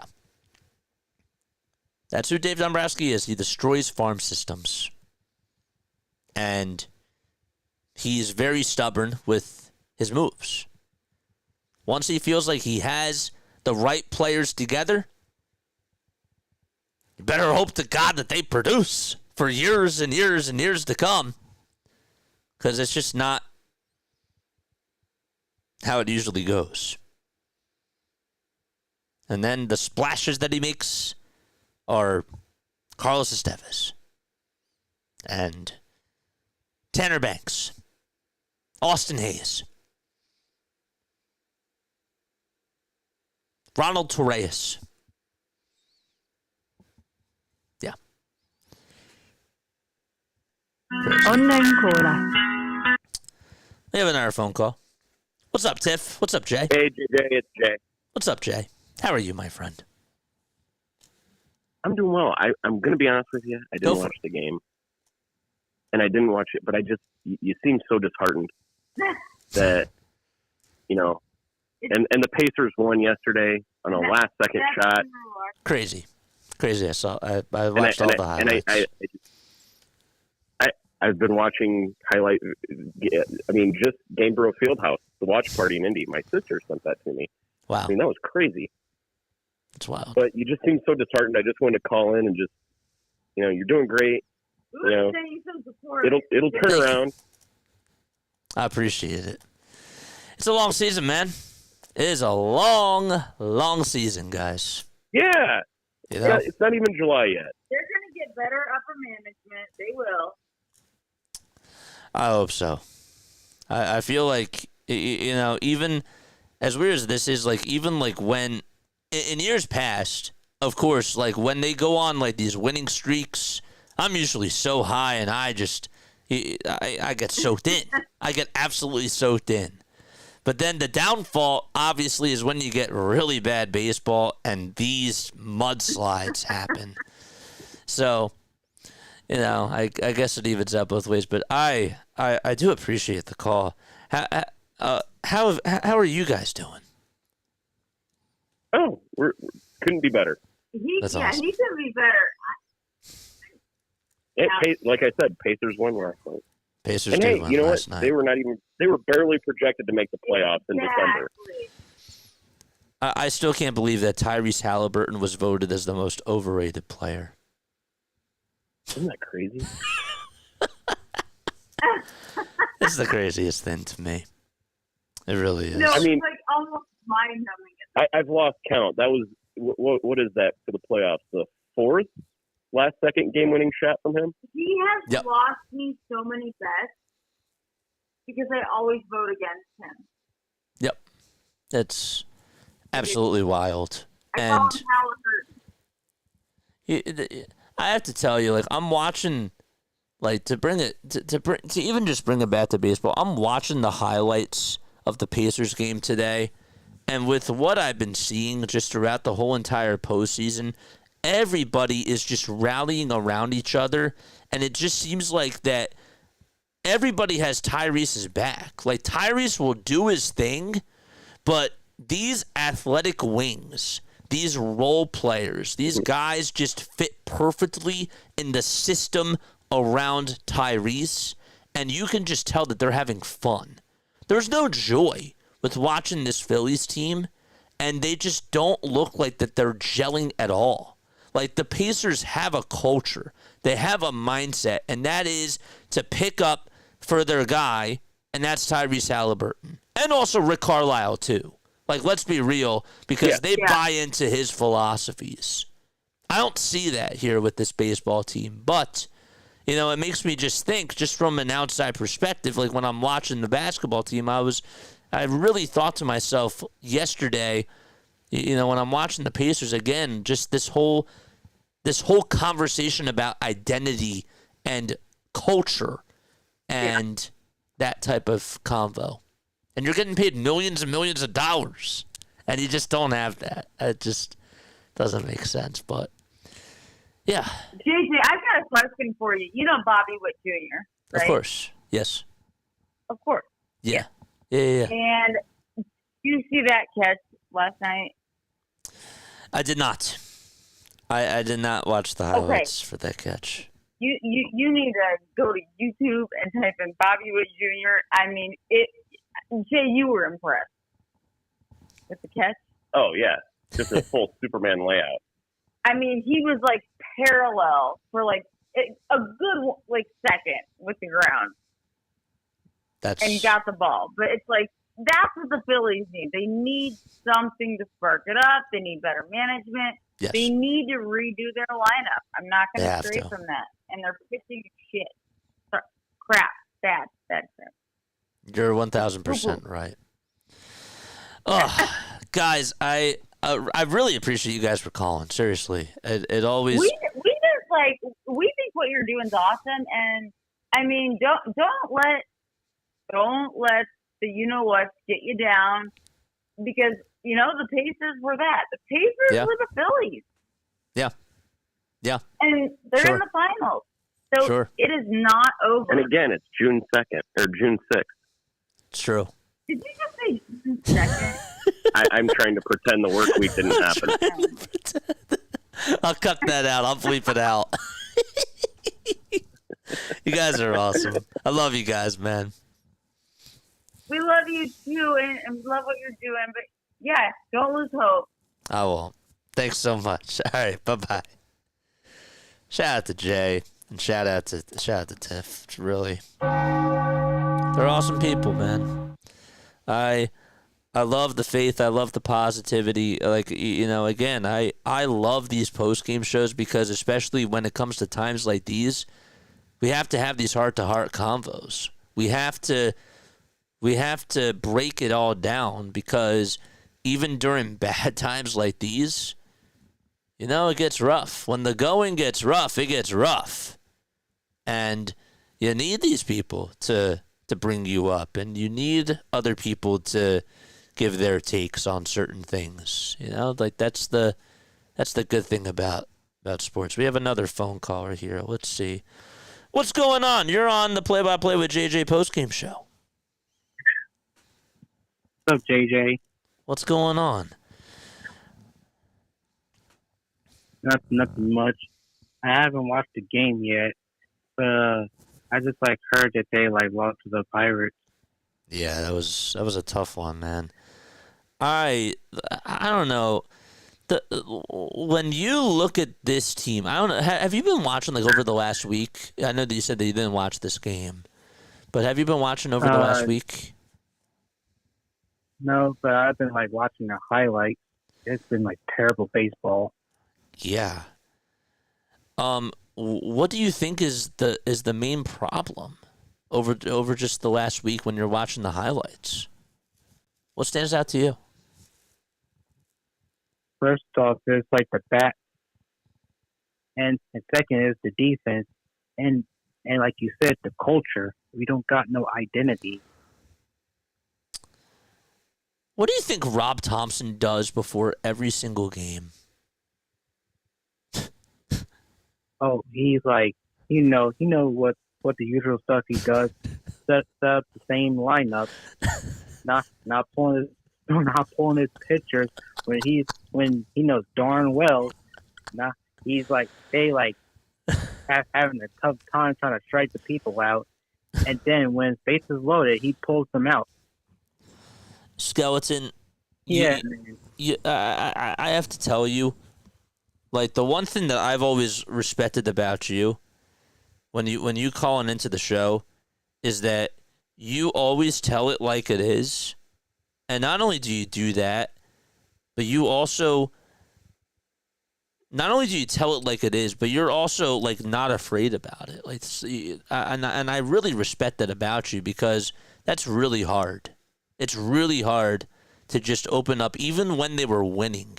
Like, you would still point out their flaws, but like you would give them credit where credit was due, but you also made sure to say, hey, you know, Rob is still making bad decisions.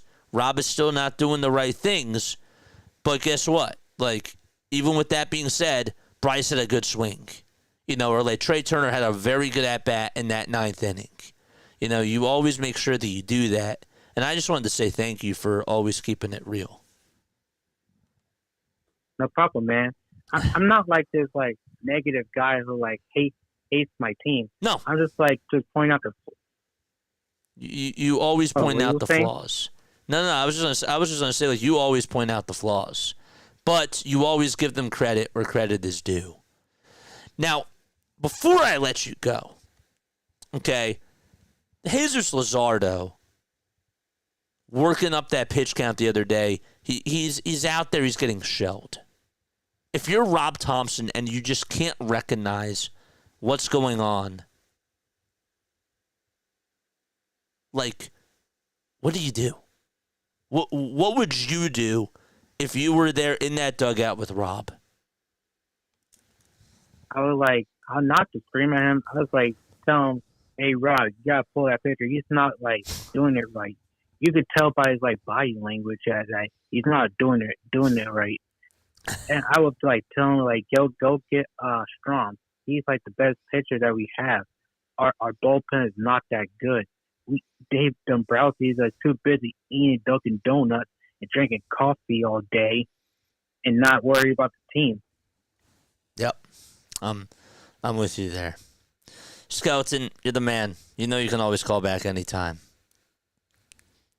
Don't worry, but the main thing, the reason I like watching highlights because my dad YouTube TV thing is like got canceled, so I have to like wait until the game was over and then so I can watch the highlights. I got you. I understand, man. You know, you're doing. Don't worry. What were you saying? Sorry. I was going to say you're still the best broadcaster, even though the Phillies are like giving you a tough time. You look like you ready to cry and like ready to like break something. And I can feel your pain, man. Thanks, man. Every time when I get mad, I always like break stuff.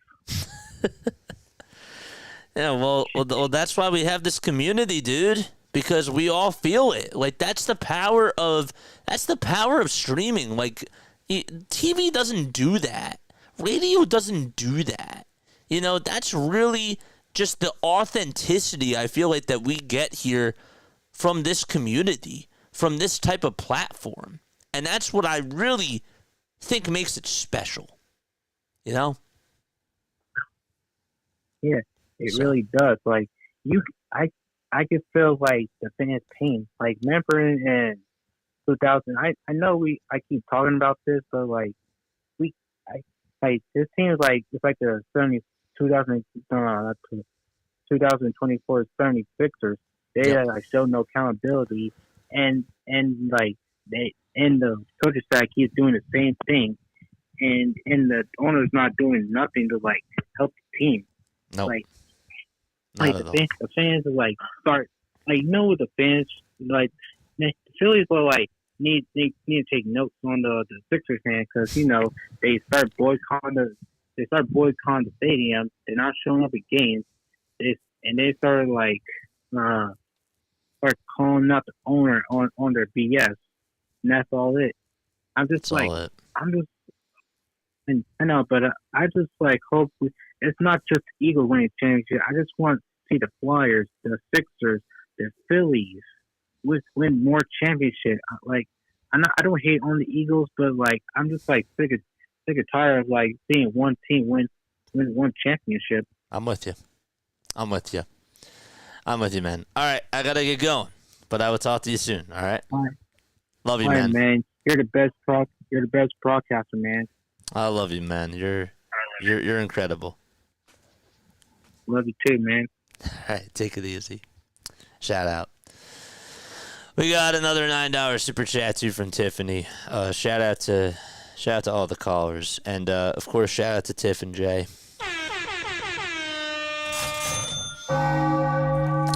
We as a group want to celebrate the total score and buy you a beer. Oh. Sorry for the delay. My soundboard was a little bit delayed. That's so sweet of you guys. I was actually gonna go out tonight, and I was actually gonna get a beer. I was, but then we had a good therapy session here, and that was very, very well worth it. I really appreciate you all. Thank you very much. Last comment I'm going to read, and that's it. Unless something else crazy comes up.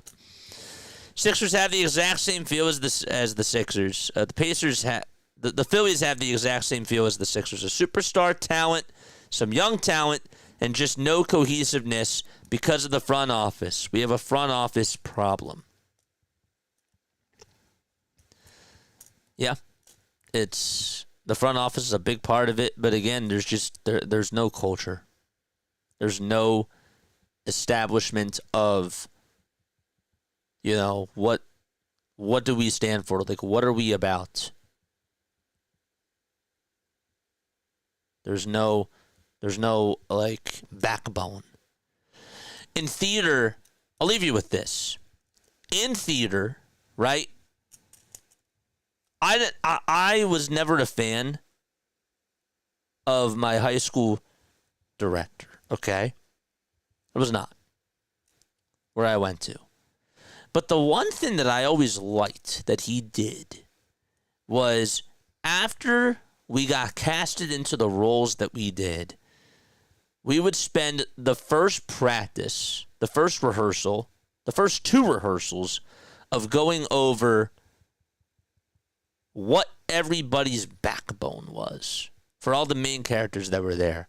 We had to figure out we had to figure out like a verb that goes along with the character. Like, what is the character about? What does the character do? What's the character's purpose? And doing that as sort of like a cast study was always, I thought, something that was really valuable, and we could all try to help each other out, and we could figure out, okay, maybe your character in this movie isn't necessarily to show, maybe it's to navigate, because you're showing the way, you're showing a roadmap for this person or even like for yourself to be successful. And we would just get into these deep conversations, and we would figure out what everyone's backbone is. Now, how does this relate to the Phillies? Well, the Phillies don't have that. They don't have that. And so I feel like that they, as simple as this sounds, should actually have these types of conversations. Not saying that it would help them or whatnot, but I do feel like that just setting in that establishment, setting in that identity or that culture, or just, I don't know, like, is what I'm saying making sense?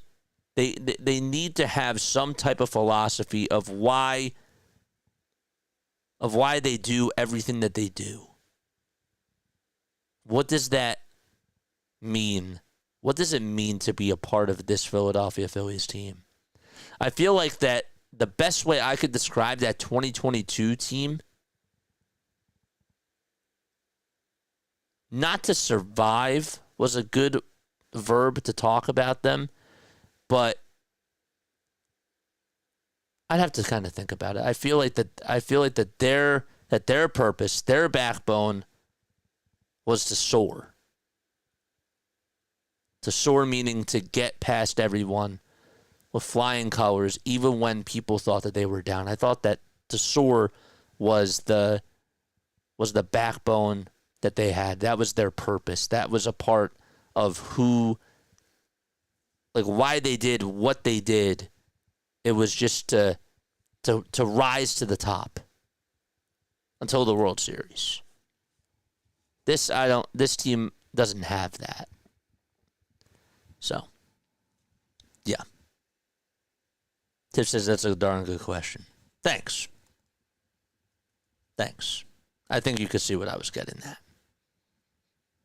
So, all right, I'm done. I need to go out. I need to get a beer after this. I do. Thanks so much, Tiff and Jay. Thanks again, Jack. Thanks for all the callers. Will for the super chat that he gave. Tiff and Jay for the phone call that they had. Skeleton had a great phone call. I'm sure that I'm missing some other people too. But yeah, it means a lot to me. The person from Indiana that called on in as well. Yeah. Love you all. Lala Tov. See you all tomorrow. We'll be back at it. What's up, Jiva Newts? I'll see you tomorrow too. All right. Good night. Bye.